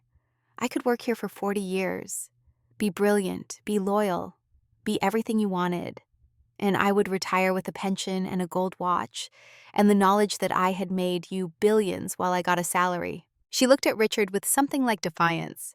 You were born with money, connections, opportunities. You took risks with capital you could afford to lose. I took risks with my entire future, and the system rewarded you and told me to be grateful for stability. That doesn't justify theft, Richard said. His voice was hard now, cold. It doesn't justify betrayal. No, Margaret agreed. It doesn't. But it explains it. And maybe that's all I have left now. An explanation. The FBI agents moved to place handcuffs on her wrists. Margaret stood without resistance. As they led her toward the door, she paused and looked back at Sarah. You're good at this, she said. Better than you probably realize. But be careful. The higher you climb, the more you'll see how the system really works. How it's designed to protect people like Richard and punish people like us. You might find yourself making different choices than you think. Sarah held her gaze. I've already made my choices. I chose integrity over comfort, truth over security. And I'll make the same choice every time. Margaret's smile was sad. That's what I used to say too. Then she was gone, led away by federal agents to face charges that would almost certainly result in decades in prison. Richard stood in the empty office, looking at the desk where Margaret had worked for 12 years, where she had smiled and strategized and stolen with equal efficiency. I need to call the board, he said finally. Tell them before they see it on the news. He left. And Sarah was alone in Margaret's office, surrounded by the artifacts of a double life. Family photos that might or might not be real, diplomas from prestigious universities, awards for financial excellence, all of it a carefully constructed facade. Sarah's phone rang. The display showed Sunrise Care Facility. Her heart clenched. Miss Mitchell? The voice on the other end was professional but gentle. This is Director Chen from Sunrise Care. I'm calling about your mother. Sarah's hand tightened on the phone. What happened? Catherine had another lucid episode this morning, quite a remarkable one, actually. She's been asking for you. We thought you should know while she's still clear. Sarah was out the door before the call ended. She made the 90-minute journey to Queens in 65 minutes, traffic laws becoming suggestions rather than requirements. She burst through the doors of Sunrise Care and ran to her mother's room. Catherine Mitchell sat by the window, watching the afternoon sun paint the city in shades of gold. She turned when Sarah entered, and her eyes were sharp, focused, present. There you are, Catherine said. Her voice was strong, clear. I had the strangest dream. I was young again. Your father was alive. We were at the factory and everything was the way it used to be. She reached out, and Sarah took her hand, sitting on the edge of the bed. But then I woke up, Catherine continued, and I remembered. All of it.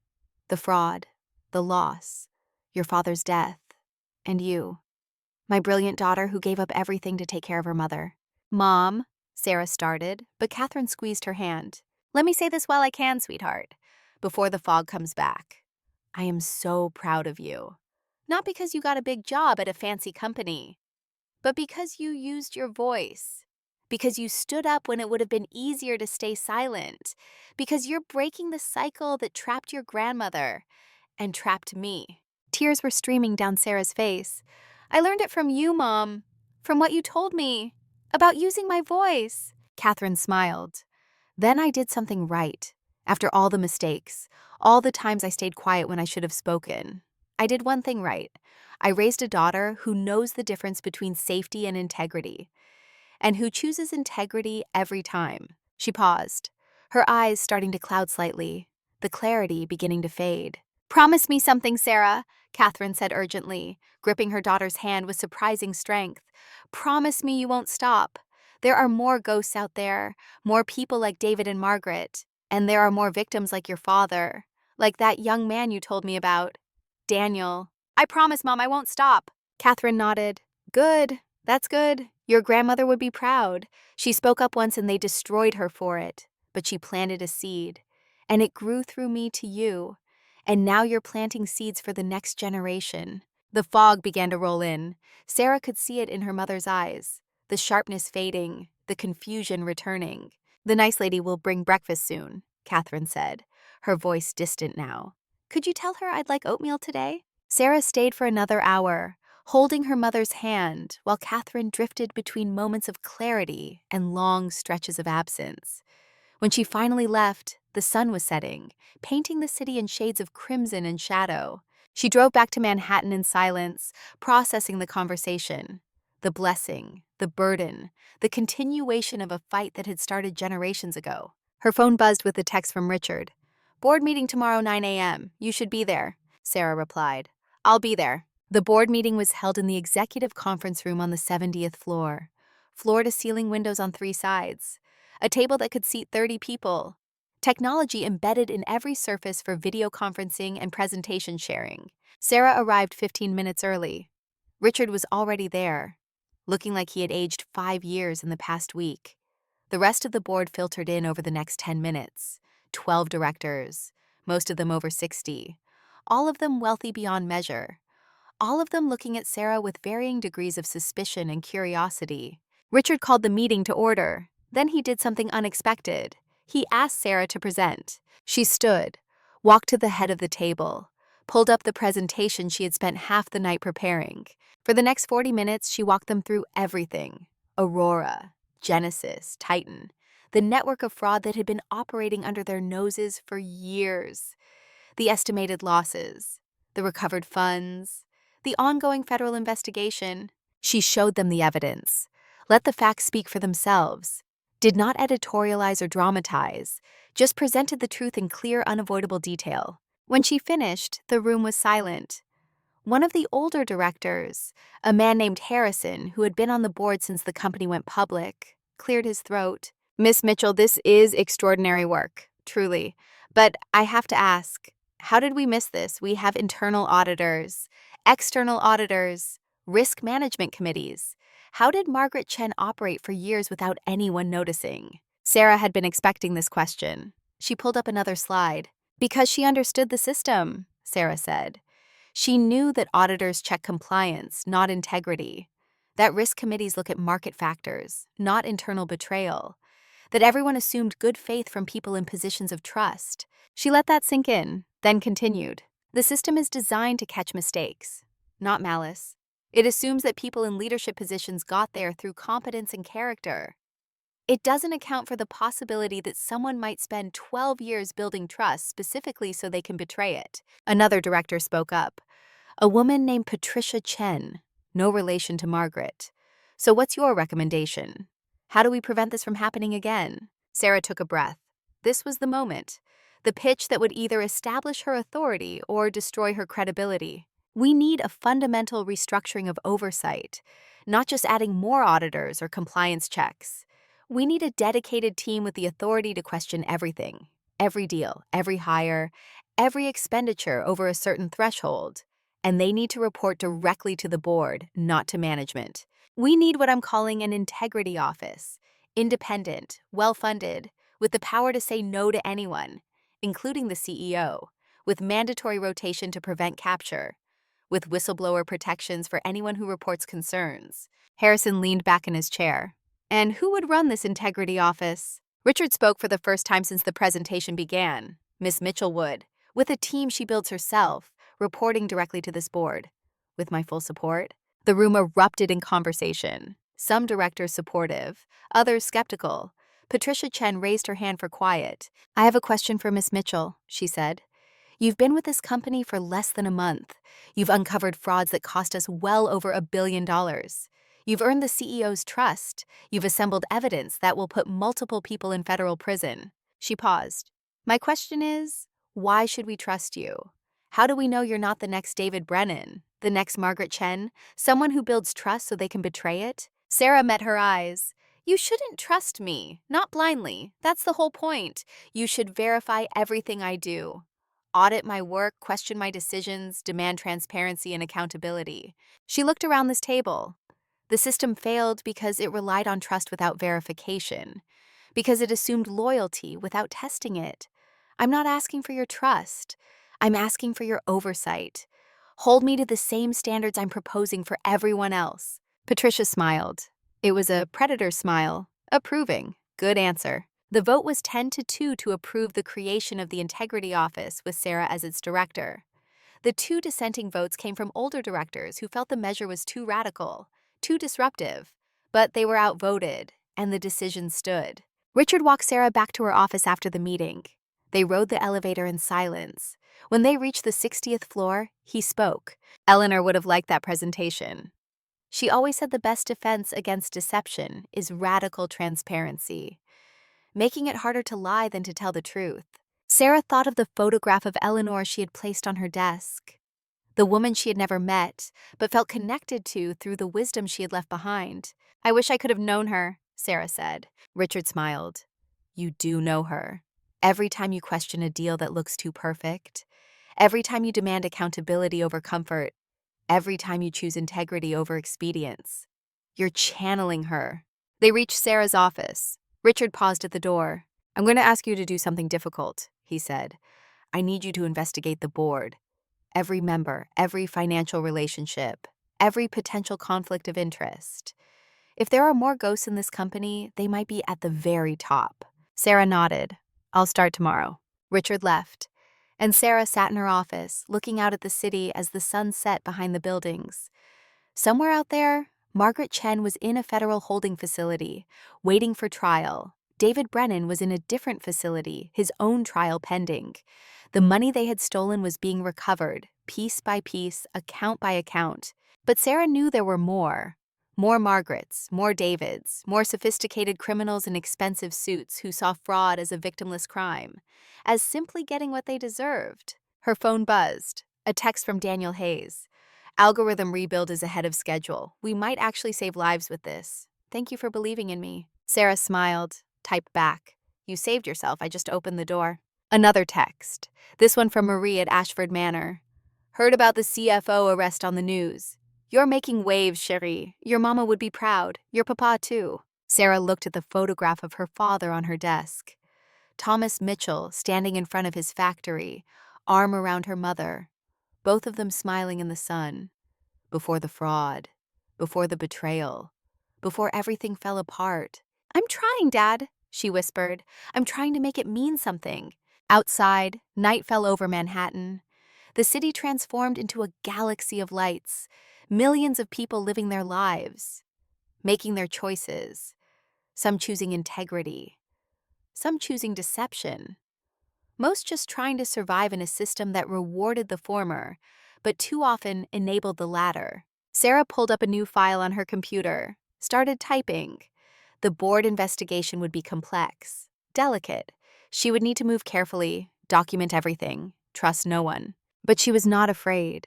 She had learned to hunt ghosts, and she would not stop until every shadow was dragged into the light. The war was not over.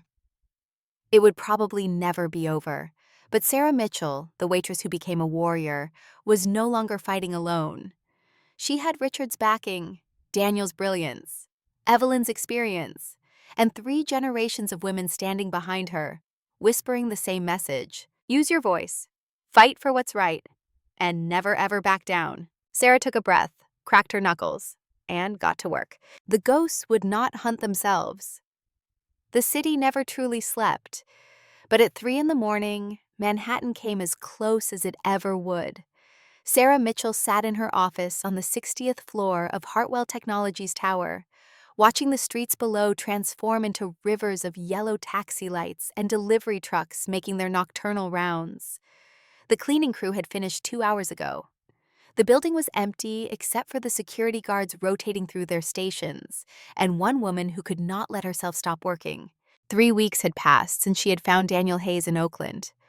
3 weeks since the Genesis fraud had been exposed.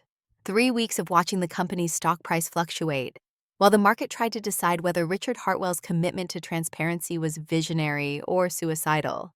The USB drive sat on her desk like a live grenade, its contents displayed across 3 monitors in damning detail. Emails, wire transfer authorizations, encrypted communications that IT had managed to crack after 6 hours of sustained effort. All of it pointing to the same inescapable conclusion. Margaret Chen, Chief Financial Officer of Hartwell Technologies, had been David Brennan's partner in fraud, not just an accomplice, an equal architect of the conspiracy that had nearly destroyed the company Richard Hartwell had spent 3 decades building. Sarah had spent the past 4 hours reconstructing the timeline. The pattern was sophisticated, elegant even, in its deception. While David had handled the external relationships and the theatrical aspects of the fraud, Margaret had worked the internal machinery, manipulating financial reviews, steering due diligence teams toward predetermined conclusions, ensuring that every red flag was either buried or reframed as acceptable risk. Project Titan was supposed to be their masterpiece, a $500 million acquisition of a rare earth mining operation in Wyoming. The materials were critical for advanced battery technology, electric vehicles, renewable energy storage. On paper, it was exactly the kind of strategic investment that would position Hartwell Technologies for the next decade of clean energy dominance. In reality, it was another elaborately constructed fiction. The mining operation existed, but the rare earth deposits were nearly exhausted. Independent geological surveys buried in appendices that no one had read showed that the commercially viable materials had been extracted 3 years ago. What remained was low-grade ore that would cost more to process than it would ever generate in revenue. But the deal structure was designed to obscure that truth. The purchase price would be paid over 5 years, giving Margaret and David time to siphon the money through a network of consultancy fees, operational expenses, and management bonuses. By the time anyone realized the mine was worthless, $500 million would have vanished into offshore accounts, and the 2 architects would have disappeared into jurisdictions with no extradition treaties. David's arrest had disrupted the timeline but not destroyed the plan. Margaret was still in position, still had access to the financial controls, still had the authority to authorize the initial payment of $100 million that was scheduled to transfer in 3 weeks. Sarah's phone buzzed. A text from Richard. "Are you still in the office?" She replied. "Yes, working on the Chen report." 3 dots appeared, disappeared, appeared again. Then, "I'm coming up." 10 minutes later, Richard Hartwell walked into her office, carrying 2 cups of coffee from the all-night diner 3 blocks away. He looked like he had not slept either. His shirt was wrinkled, tie loosened, the careful grooming that usually defined him abandoned in favor of functional exhaustion. It had been 3 weeks since the Genesis announcement, and the strain was showing. He handed her one of the cups and sat in the chair across from her desk. The same chair where Daniel Hayes had sat weeks ago. The same chair where her entire life had changed. "Tell me," Richard said simply. Sarah walked him through it. Every email, every transaction, every carefully constructed layer of the fraud. She showed him how Margaret had steered the Titan acquisition through internal approvals, how she had personally selected the due diligence team, choosing analysts who were competent but not experienced enough to catch sophisticated deception, how she had buried the geological surveys in an appendix labeled Historical Comparative Analysis that looked like background research rather than critical data. Richard listened without interrupting.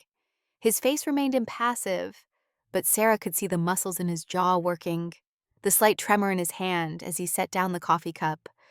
This was the second major betrayal in a month. The weight was accumulating. When she finished, he was quiet for a long time. The city below continued its restless movement, oblivious to the drama playing out in this glass tower. "Margaret has been with the company for 12 years, Richard finally said. His voice was soft, almost wondering. "She was employee number 47. I remember interviewing her. Eleanor and I both did. She was brilliant, sharp. Eleanor said she had the best instincts for financial risk management she had ever seen. He looked at Sarah. How long do you think she's been stealing from us? Sarah pulled up another file. I went back through 7 years of acquisitions and major investments. There are at least 4 other deals with similar patterns. Inflated valuations, buried warnings, complex payment structures that create opportunities for skimming. Conservative estimate, she's been part of schemes that have cost the company somewhere between $600 million and $1 billion. Richard closed his eyes. When he opened them again, they were wet. $1 billion, he repeated. Not because we made bad business decisions, because people we trusted were robbing us blind while smiling to our faces. He stood and walked to the window. Sarah gave him space. Let him process the betrayal. I keep thinking about Eleanor, Richard said quietly. She hired Margaret, mentored her, believed in her. If Eleanor were alive and found out about this, it would break her heart. Not the money we can survive, but the betrayal, the violation of trust. That's what would destroy her. He turned back to Sarah. What do we do? Sarah had been waiting for this question. She had spent the last hour preparing her answer. We have 2 options. First option, we confront Margaret directly, lay out the evidence, hope she cooperates and gives us information that might help us recover some of the stolen funds. It's cleaner, faster, but it gives her the chance to destroy evidence we haven't found yet. And there's always the risk she has contingencies we don't know about. And the second option, we let her think she is safe. We monitor everything she does, track every communication, watch where the money is supposed to go. We let her make the next move on Project Titan, and we catch her in the act. It takes longer. It's riskier. But we get a complete picture of the conspiracy. Everyone involved, every dollar stolen, everything. Richard considered this. How long before the Titan payment is supposed to transfer?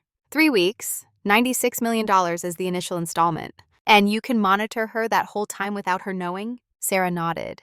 I'll need help. IT security. Maybe Evelyn Price's firm to handle external surveillance. But yes, we can do it. Richard made his decision with the same quiet certainty he had shown in the Sovereign Suite, when he told David to get the Osiris file. We do it the right way. We get everything, everyone involved, every dollar. Then we burn it all down and rebuild from honest foundation. He extended his hand. Sarah shook it. The agreement sealed. Do what you need to do, Richard said. You have unlimited resources and my complete authority. Catch them all. The next 3 weeks were a masterclass in controlled paranoia.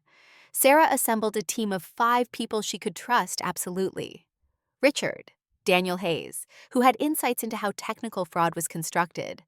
Evelyn Price, who brought 2 decades of investigative experience, and 2 IT security specialists who could monitor digital communications without leaving traces.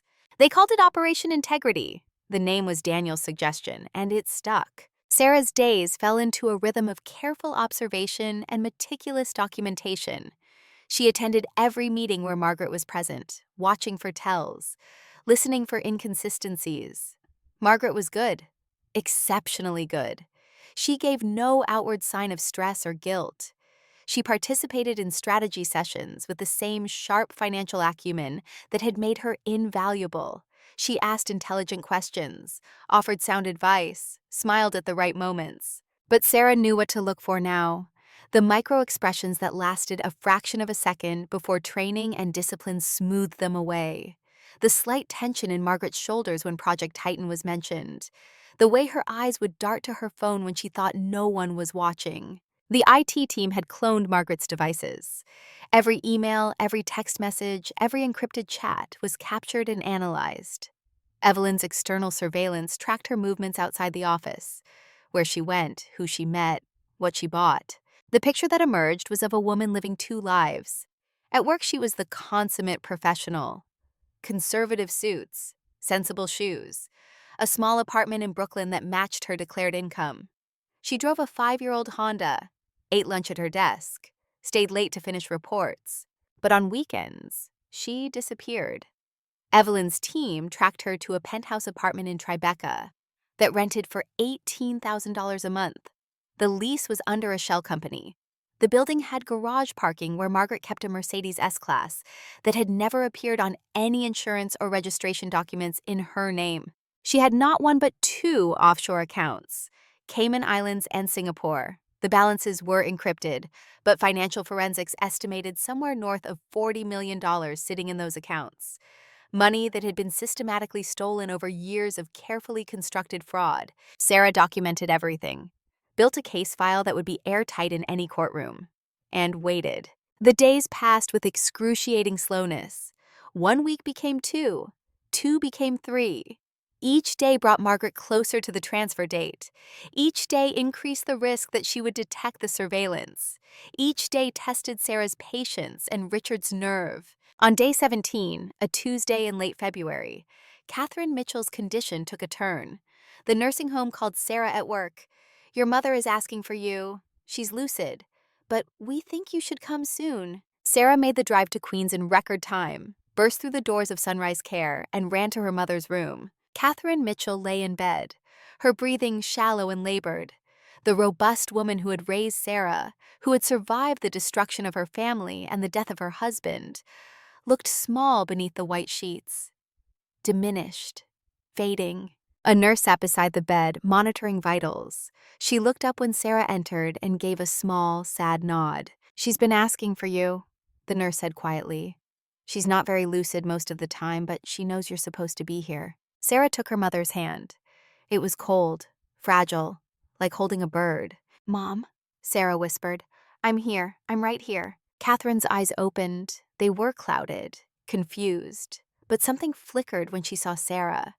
A moment of recognition cutting through the fog. "Did you—" Catherine's voice was barely audible. "Did you use your voice?" Sarah's throat tightened. "Yes, Mom. I used my voice. I'm still using it." Catherine smiled. It was a ghost of her former smile, but it was there. "Good, that's good. Your father, he would be proud." Her eyes drifted closed, her breathing steadied. For a moment, Sarah thought she had fallen asleep. But then Catherine spoke again, her voice stronger, clearer. "I see him," she said. "Thomas, he's here. He says thank you for honoring him, for making it mean something." Tears streamed down Sarah's face.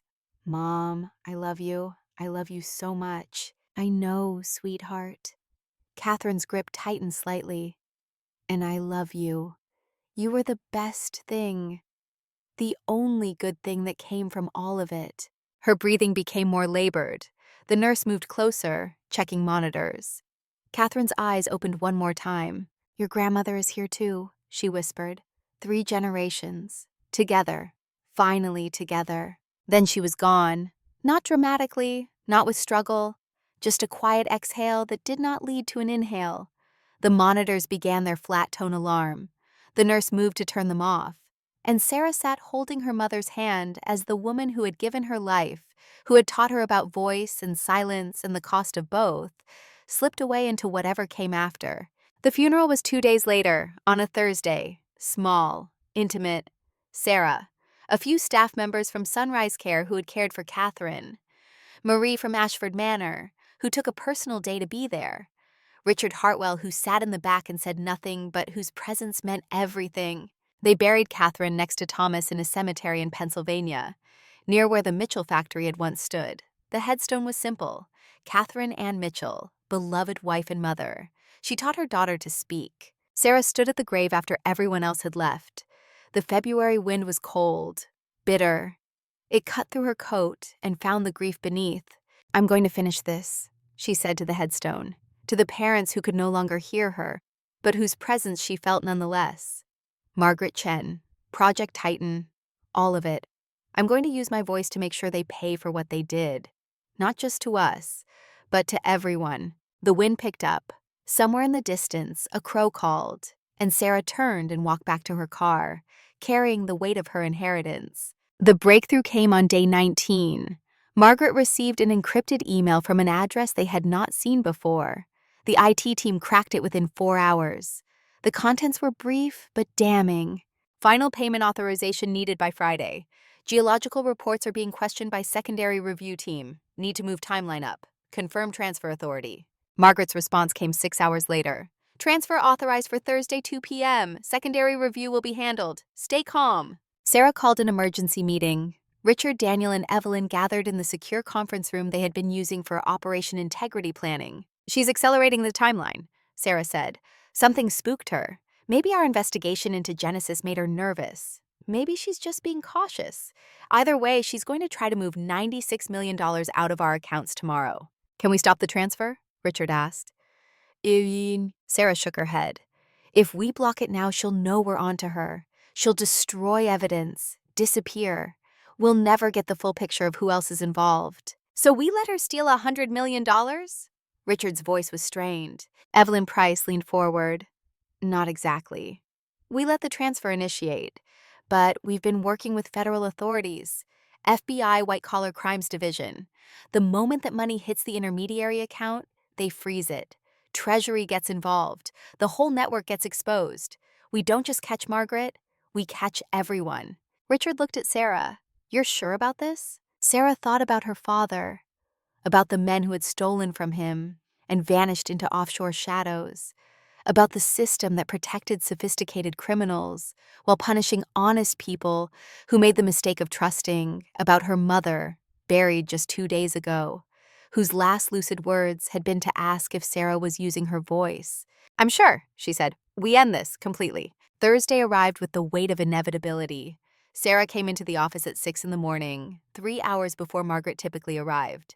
She reviewed the operation plan one more time, checked and rechecked every detail, made sure the FBI was in position, made sure the account freeze was ready to execute the moment the transfer initiated. Margaret arrived at 8, exactly on schedule. She attended a 9 o'clock budget review meeting, participated in a 10:30 conference call with investors, had lunch delivered to her desk. Everything normal, everything routine. At 1:45, she logged into the financial transfer system. Sarah watched from her own computer, the IT team feeding her a live mirror of Margaret's screen. The transfer authorization form appeared. $96 million. Destination: an account at a bank in Zurich that existed primarily to facilitate exactly this kind of transaction. Margaret's fingers moved across the keyboard with practiced efficiency.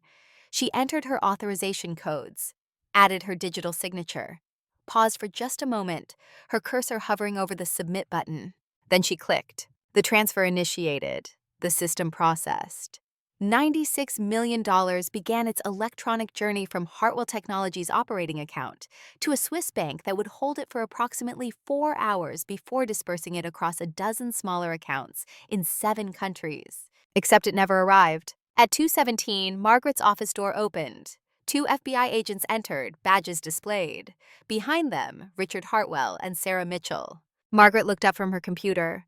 Her face went through a rapid sequence of emotions: confusion, recognition, fear, and finally a kind of resigned calm. She did not ask what this was about. She did not protest or demand explanations.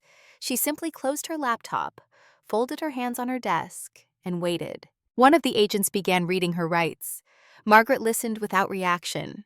When he finished, she looked past him to Richard. "How long have you known?" she asked. Richard's voice was quiet, sad. 3 weeks. Margaret nodded slowly. "Then you have everything? The emails, the accounts? All of it." "Everything," Sarah confirmed. Margaret's eyes moved as Sarah studied her. "I should have seen you coming, the waitress who stopped David. I thought that was luck. I didn't realize he had gotten sloppy. Overconfident." "It wasn't luck," Sarah said. "It was pattern recognition. The same patterns you've been using for years." Margaret smiled. It was a strange expression, not quite bitter, not quite amused, just tired. "I was good at this," she said. "Better than David. He wanted flash, drama, the big score. I was content with steady accumulation. 10 million here, 20 million there. Enough to build a comfortable future without drawing attention." "Why?" Richard's voice cracked on the word. "We paid you well, respected you, trusted you. Eleanor believed in you." "Why?" For the first time, Margaret's composure cracked. At the mention of Eleanor's name, something painful crossed her face. "Because it was never going to be enough," she said quietly. "I could work here for 40 years, be brilliant, be loyal, be everything you wanted. And I would retire with a pension and a gold watch and the knowledge that I had made you billions while I got a salary." She looked at Richard with something like defiance. You were born with money, connections, opportunities. You took risks with capital you could afford to lose. I took risks with my entire future. And the system rewarded you and told me to be grateful for stability. That doesn't justify theft, Richard said. His voice was hard now, cold. It doesn't justify betrayal. No, Margaret agreed. It doesn't. But it explains it, and maybe that's all I have left now. An explanation. The FBI agents moved to place handcuffs on her wrists. Margaret stood without resistance. As they led her toward the door, she paused and looked back at Sarah. You're good at this, she said. Better than you probably realize. But be careful. The higher you climb, the more you'll see how the system really works. How it's designed to protect people like Richard and punish people like us. You might find yourself making different choices than you think. Sarah held her gaze. I've already made my choices. I chose integrity over comfort, truth over security. And I'll make the same choice every time. Margaret's smile was sad. That's what I used to say too. Then she was gone, led away by federal agents to face charges that would almost certainly result in decades in prison. Richard stood in the empty office, looking at the desk where Margaret had worked for 12 years, where she had smiled and strategized and stolen with equal efficiency. I need to call the board, he said finally. Tell them before they see it on the news. He left. And Sarah was alone in Margaret's office, surrounded by the artifacts of a double life, family photos that might or might not be real, diplomas from prestigious universities, awards for financial excellence, all of it a carefully constructed facade. The cycle was breaking, slowly, imperfectly, but breaking. Sarah drove to Pennsylvania that evening, to the cemetery where her parents were buried. She had not been back since Catherine's funeral 2 days ago, had not had time to process the loss, had been too focused on the operation.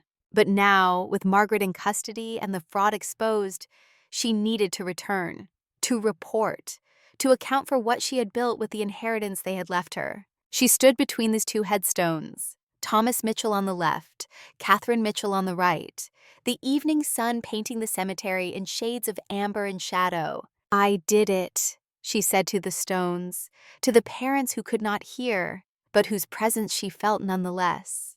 I used my voice. I fought for what's right. Margaret Chen is in custody. David Brennan is in prison. The company is being rebuilt on integrity instead of deception. She told them about becoming chief ethics officer, about Daniel's algorithm and the lives it would save, about the battles won and the ones still to fight. It's not perfect, she admitted. The company still makes mistakes. I still make mistakes. There are still people trying to profit from deception. Still systems that enable corruption. Still fights ahead. But we're better than we were. Better than we would have been if I had stayed silent.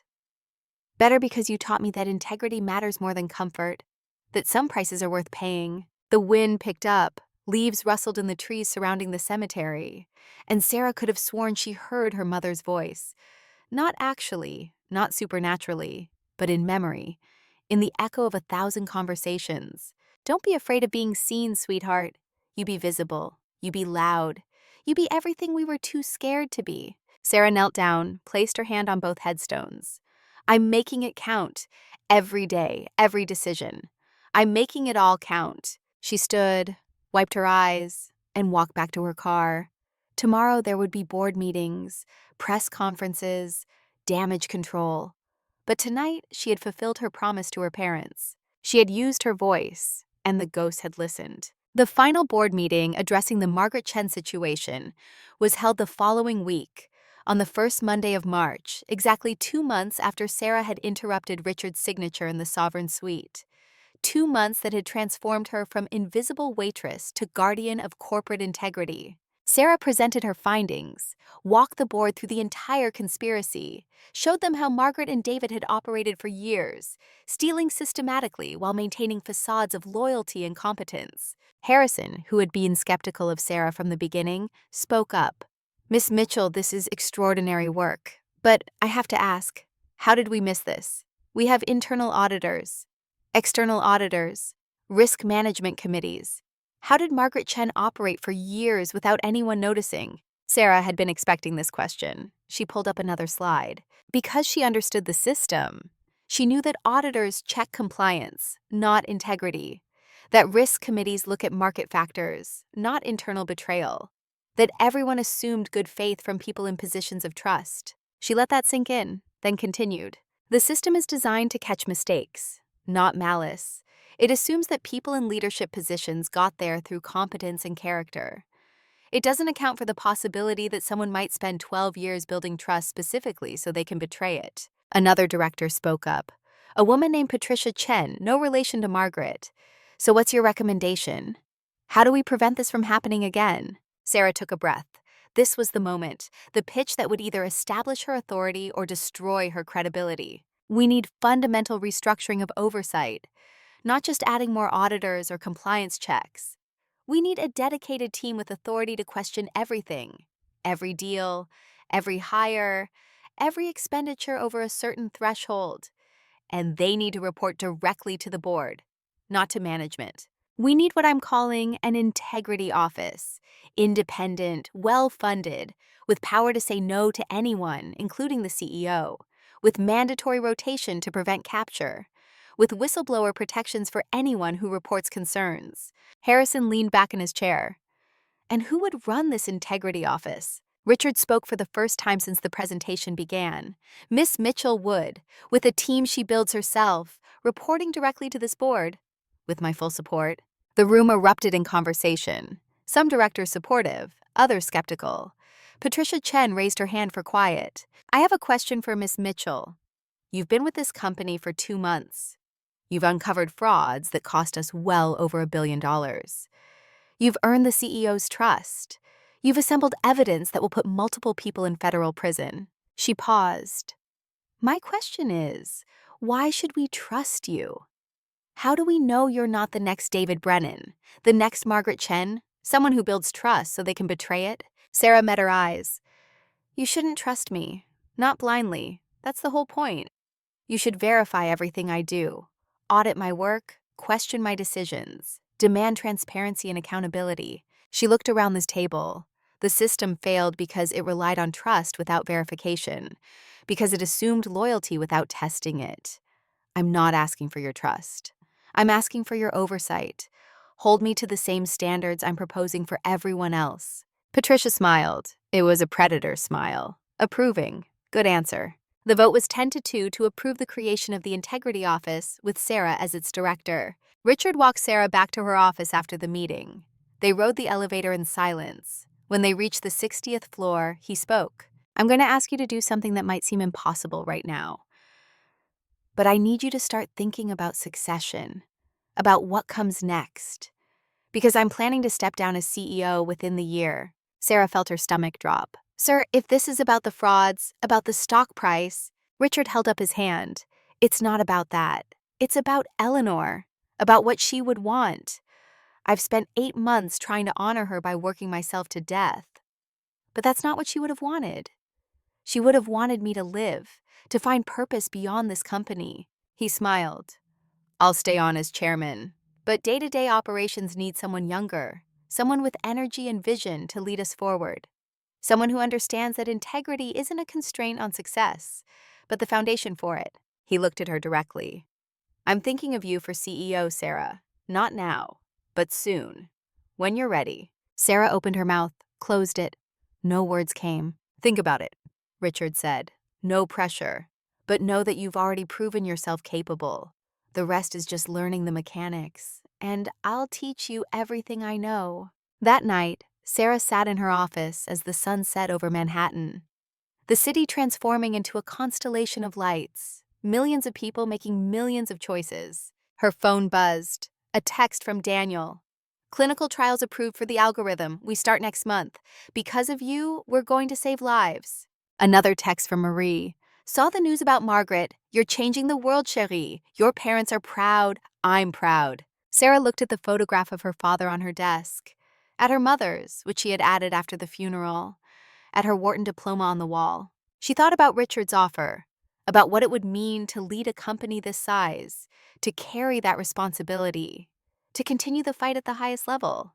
Part of her was terrified. Part of her wanted to stay in investigation, to hunt ghosts without the burden of executive leadership. But another part heard her mother's final words. Use your voice, be visible, be everything we were too scared to be. The decision would come, but not tonight. Tonight, she would simply sit with the weight of possibility, with the knowledge that she had come further than she ever imagined.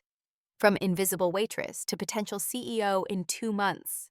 And tomorrow the work would continue. The ghosts would still need hunting.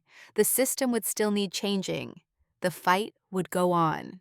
But Sarah Mitchell was ready to lead, ready to fight, ready to use her voice. Because that was what you did when you carried the inheritance of 3 generations. When you understood the cost of silence and the power of truth. You spoke, you fought, you never backed down. And you changed the world. One decision at a time. 6 months after Sarah Mitchell interrupted a billionaire's signature, with a single whispered warning, she stood behind a podium at the New York Stock Exchange. Television cameras pointed at her from 3 angles. Financial reporters filled the first 3 rows. Behind her, a banner displayed the words that would define her tenure. Hartwell Technologies, built on trust, driven by truth. The opening bell would ring in 3 minutes. And when it did, Sarah Mitchell would officially become the youngest CEO of a Fortune 500 technology company. At 29 years old, she would take control of a $15 billion enterprise that employed 30,000 people across 22 countries. The impossibility of it should have paralyzed her. 3 months ago, she had been investigating board members. 6 months ago, she had been serving water to men who never saw her. A year ago, she had been invisible. But standing at that podium, with the weight of 3 generations on her shoulders and the ghost of her father watching from whatever came after, Sarah felt nothing but clarity. Richard Hartwell stood beside her. He would ring the bell as chairman of the board. Then he would step back and let Sarah lead. It was a symbolic moment, a transfer of power, a declaration that the old way of doing business, built on networks and relationships, and the quiet acceptance of ethical gray areas, was ending. The new way would be harder, more transparent, more accountable, and hopefully more honest. Richard leaned close and spoke quietly enough that the cameras could not pick it up. Eleanor would have loved this moment. She always said the future belongs to people who refuse to accept the world as it is. Sarah nodded, unable to speak past the emotion in her throat. The opening bell rang. The trading floor erupted in controlled chaos, and Sarah Mitchell, former waitress and current CEO, watched as Hartwell Technologies stock began its daily dance across electronic boards that displayed the endless flow of capital and risk. The stock opened up 3%, a vote of confidence from the market, a signal that investors believed in the transformation, or at least believed in the story of transformation. Sarah knew the truth was more complicated. Some investors supported her because they genuinely believed in ethical business practices. Others supported her because controversy was good for publicity, and publicity was good for stock prices. And still others were waiting for her to fail so they could profit from the collapse. But that was the game. That was business. And Sarah was learning to play it without compromising the principles that had brought her here. The press conference after the bell was a gauntlet of questions. Reporters wanted to know about her plans for the company, her vision for growth, her response to critics who said she was too young, too inexperienced, too idealistic to run a company this size. Sarah answered each question with the same steady composure she had shown when interrupting Richard's signature 6 months ago. Yes, she was young. Yes, she lacked traditional CEO experience, but she had something more valuable. She had clarity about what mattered and the courage to act on it. One reporter, a veteran from the Wall Street Journal, asked the question Sarah had been expecting. Miss Mitchell, your entire career prior to joining Hartwell Technologies was in the service industry. You were a waitress. How do you respond to critics who say you're not qualified for this position? Sarah looked directly into the camera. I respond by saying that being a waitress taught me more about human nature and organizational dynamics than any MBA program could. I learned to read people, to see what they were hiding, to understand the difference between what people say and what they mean. She paused, and I learned that the people at the bottom of an organization often see things that the people at the top miss. Because when you're invisible, you see everything. That perspective, that ability to see clearly, is exactly what this company needs. The reporter nodded, scribbled notes, moved on to the next question. After the press conference, Sarah and Richard returned to the Hartwell Technologies tower. The 60th floor felt different now. It was no longer David Brennan's domain or the executive suite where Sarah had been a guest. It was hers, her office, her responsibility, her burden.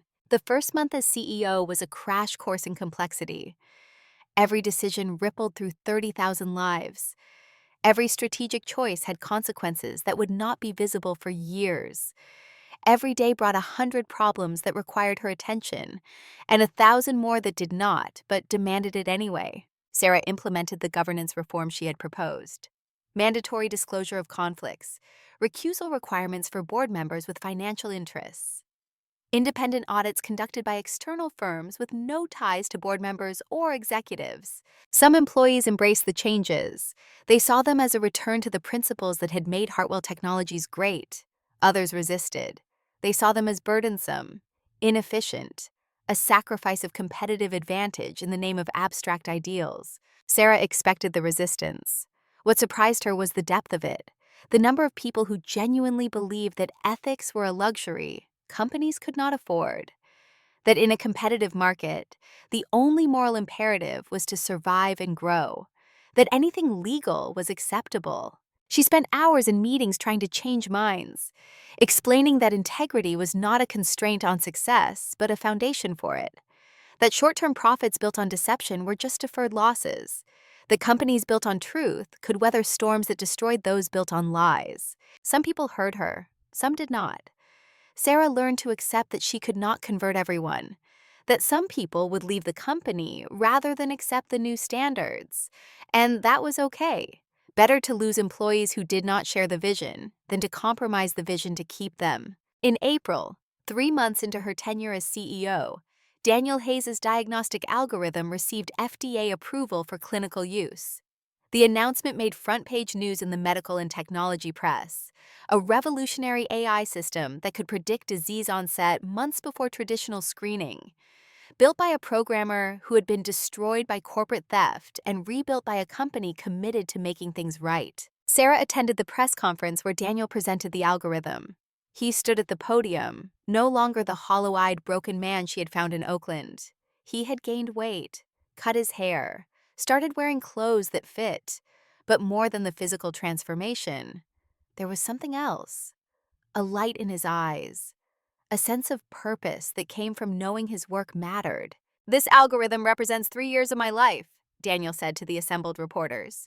3 years that were stolen from me and buried because they threatened existing profit models.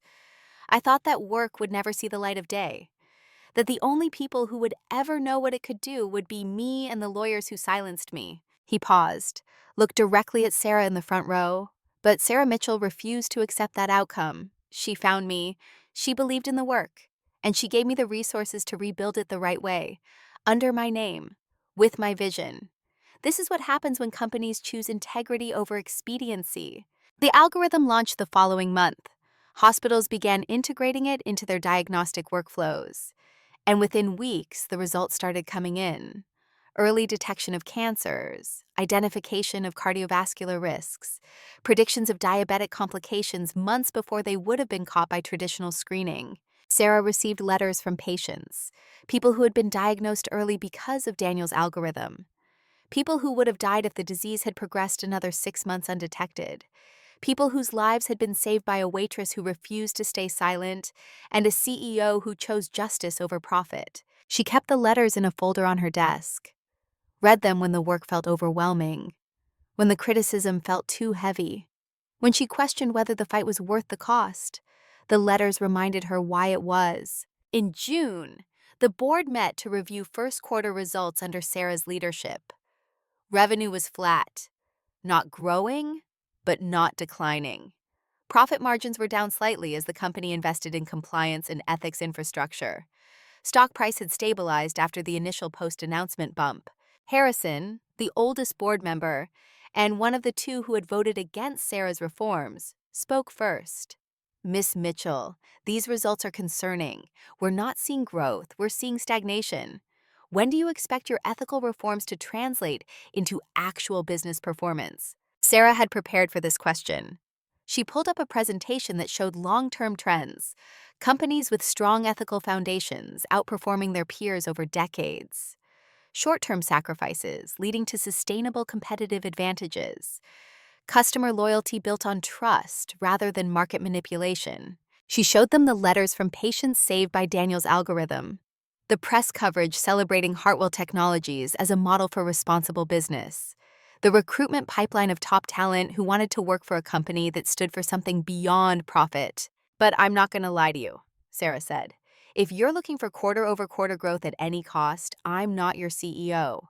If you want to return to the old way of doing business, where we optimize for short-term gains and ignore long-term consequences, I'll step down right now. She looked around this table, meeting each director's eyes. But if you believe that companies have a responsibility beyond shareholder returns, if you believe that business can be a force for good, then I'm asking you to be patient, to trust that doing the right thing, even when it's hard, will ultimately create more value than doing the expedient thing. Patricia Chen spoke up. I've been on this board for 8 years. I've seen 3 CEOs come and go. Each one promised growth. Each one delivered it for a while. And each one cut ethical corners to do it. Miss Mitchell is the first one who has refused to make that trade. And I, for one, am willing to give her time to prove that there's another way. The vote to support Sarah's strategy was 8-3, a stronger majority than she had expected. Harrison and 2 others voted against, but they were outnumbered. After the meeting, Patricia pulled Sarah aside. "You're doing something dangerous," she said. "You're trying to prove that business can be both profitable and ethical. If you succeed, you'll change the entire industry.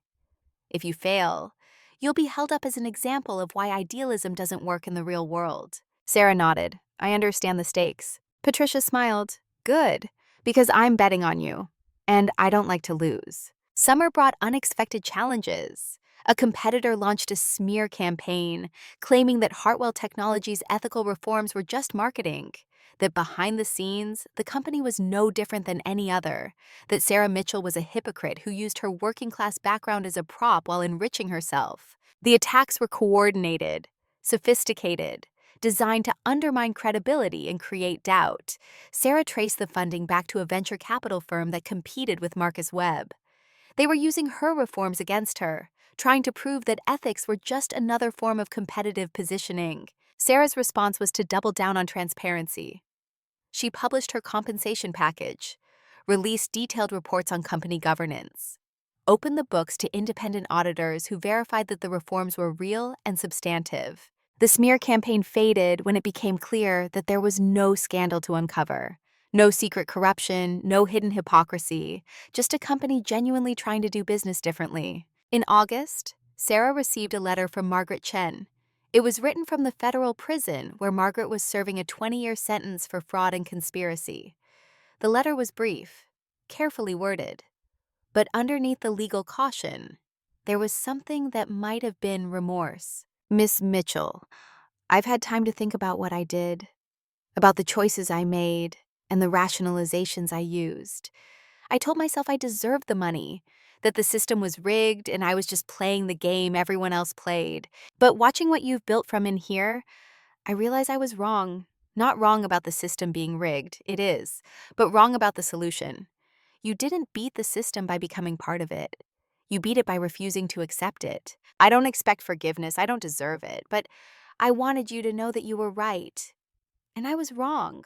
Some lessons come too late to matter, but maybe someone else will learn from my mistakes." Sarah filed the letter away, did not respond. There was nothing to say. Margaret had made her choices and was paying for them. Sarah had made different choices and was building something different. In September, on the 1-year anniversary of the night Sarah had interrupted Richard's signature, the company held a memorial service for Eleanor Hartwell.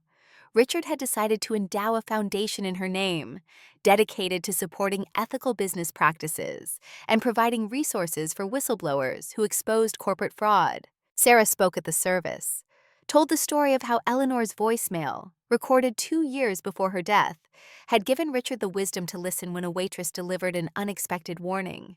How Eleanor's belief in truth and integrity had shaped the company and continued to shape it even after her death.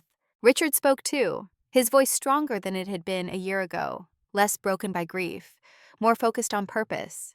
He talked about Eleanor's vision, her belief that technology should serve humanity, that companies should be judged not just by their profits, but by their impact. And then he introduced a surprise guest, a young woman named Jennifer Brooks. She was 26, a junior accountant at a pharmaceutical company, and 6 months ago, she had discovered that her employer was manipulating clinical trial data to hide dangerous side effects of a new drug. She had reported it internally, been ignored, reported it to regulators, been fired for violating confidentiality agreements. She was facing lawsuits that would bankrupt her, legal threats that terrified her, the very real possibility that speaking up would destroy her life. The Eleanor Hartwell Foundation had hired lawyers to defend her, provided financial support while she was unemployed, connected her with media to tell her story. And now, because of her courage and their support, the pharmaceutical company was under investigation. The drug had been pulled from the market, and Jennifer Brooks was being celebrated as a hero rather than destroyed as a troublemaker.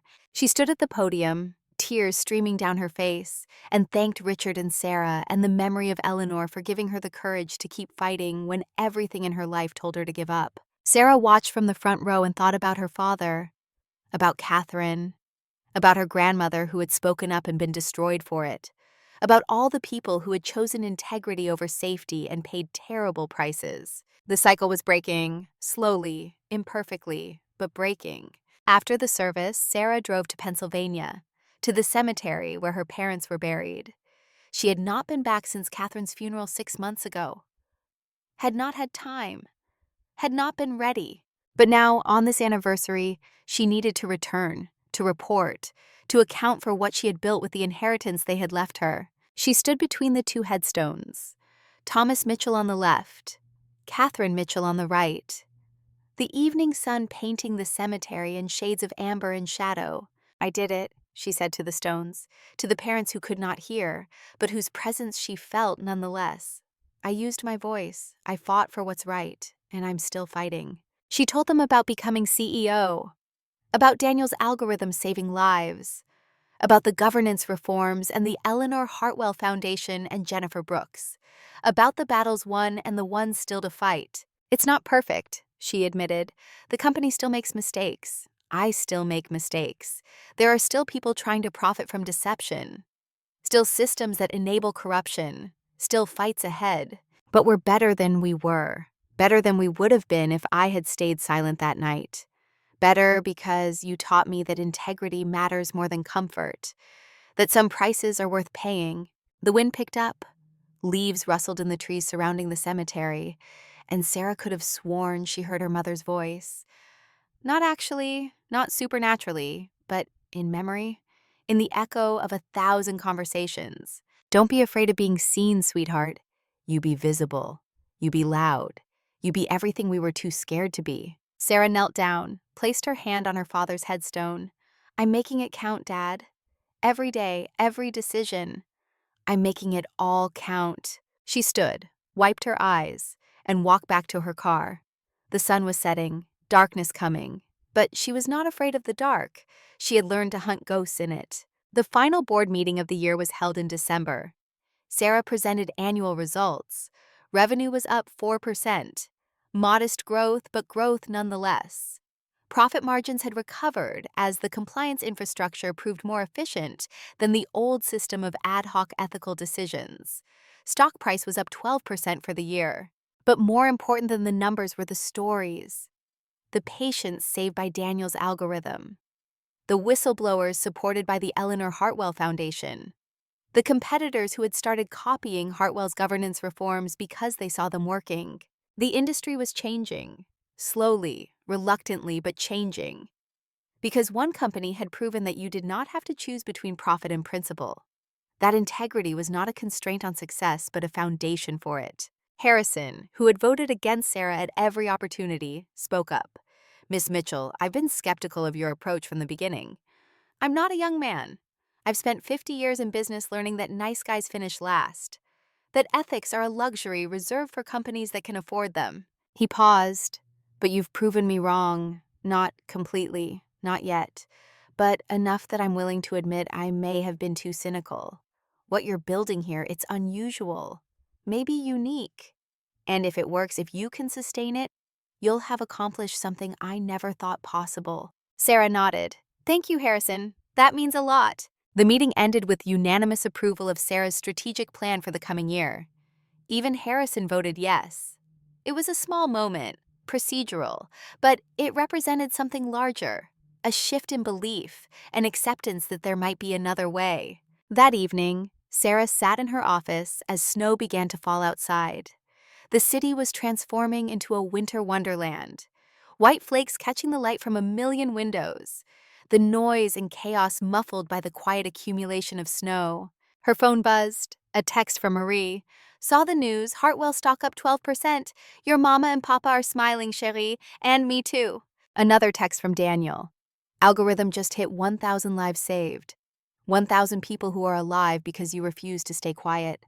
Thank you for believing when no one else did." Sarah looked at the photograph of her father on her desk, at her Wharton diploma on the wall, at the letters from patients she kept in the folder, at the small plant from Marie that had somehow continued to thrive despite her neglect. She thought about the journey, from invisible waitress to CEO, from silence to voice, from victim of a system to someone with the power to change it. The journey was not over, would never be over. There would always be more ghosts, more corruption, more people choosing expediency over integrity. The fight would continue long after she was gone. But she had started something, proven something, shown that it was possible to build success on a foundation of truth rather than deception. And that mattered, not just for Hartwell Technologies, but for everyone who came after. Sarah pulled out a piece of paper, began writing, not a business plan or strategic memo, but a letter. To the granddaughter she did not have yet. To the future she would never see, but was helping to build. "Dear one," she wrote, "by the time you read this, I will be gone. But I want you to know the story of how we got here. How 3 generations of women fought to find their voices in a world that told them to be silent. Your great-great-grandmother spoke up and was destroyed for it. Your great-grandmother stayed silent to protect herself and watched her family pay the price. Your grandmother, my mother, taught me that silence and speech both have costs. The question is which cost you're willing to pay. I chose to speak, to use my voice, even when it would have been easier to stay quiet. And yes, it cost me. It cost me comfort and security and the luxury of invisibility. But it gave me something more valuable. It gave me purpose. It gave me the chance to build something that mattered. You will face the same choice. The world will tell you to be practical, to accept things as they are, to stay quiet and keep your head down and play the game everyone else plays. Don't listen. Use your voice. Fight for what's right. Accept that integrity has a price and decide to pay it anyway.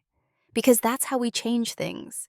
Not through grand gestures or perfect solutions, but through 1,000 small choices to do what's right even when it's hard. I don't know what the future holds, what challenges you'll face, what systems you'll have to fight. But I know this. You come from a line of women who refused to be silenced, who chose integrity over comfort, who planted seeds they would never see bloom. Continue that tradition. Use your voice. And when the world tells you to be quiet, remember where you came from.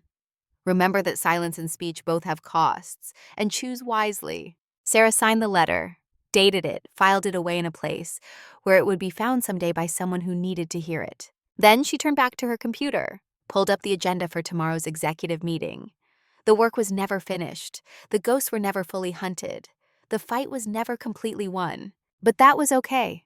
That was the job. That was the calling. That was the inheritance 3 generations had built and she was carrying forward. Sarah Mitchell, former waitress and current CEO, looked out at the snow falling on Manhattan, at the city that never slept, at the millions of lives being lived in those towers of glass and steel. Somewhere in that city, another waitress was serving another table. Another observer was seeing something no one else noticed.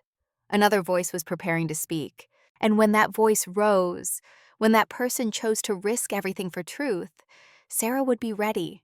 Ready to listen, ready to believe, ready to help, ready, because that was what you did when you understood the cost of silence and the power of speaking. You created space for other voices. You built systems that rewarded integrity instead of punishing it. You made it easier for the next person to choose courage over comfort. The snow continued to fall. The city continued to hum.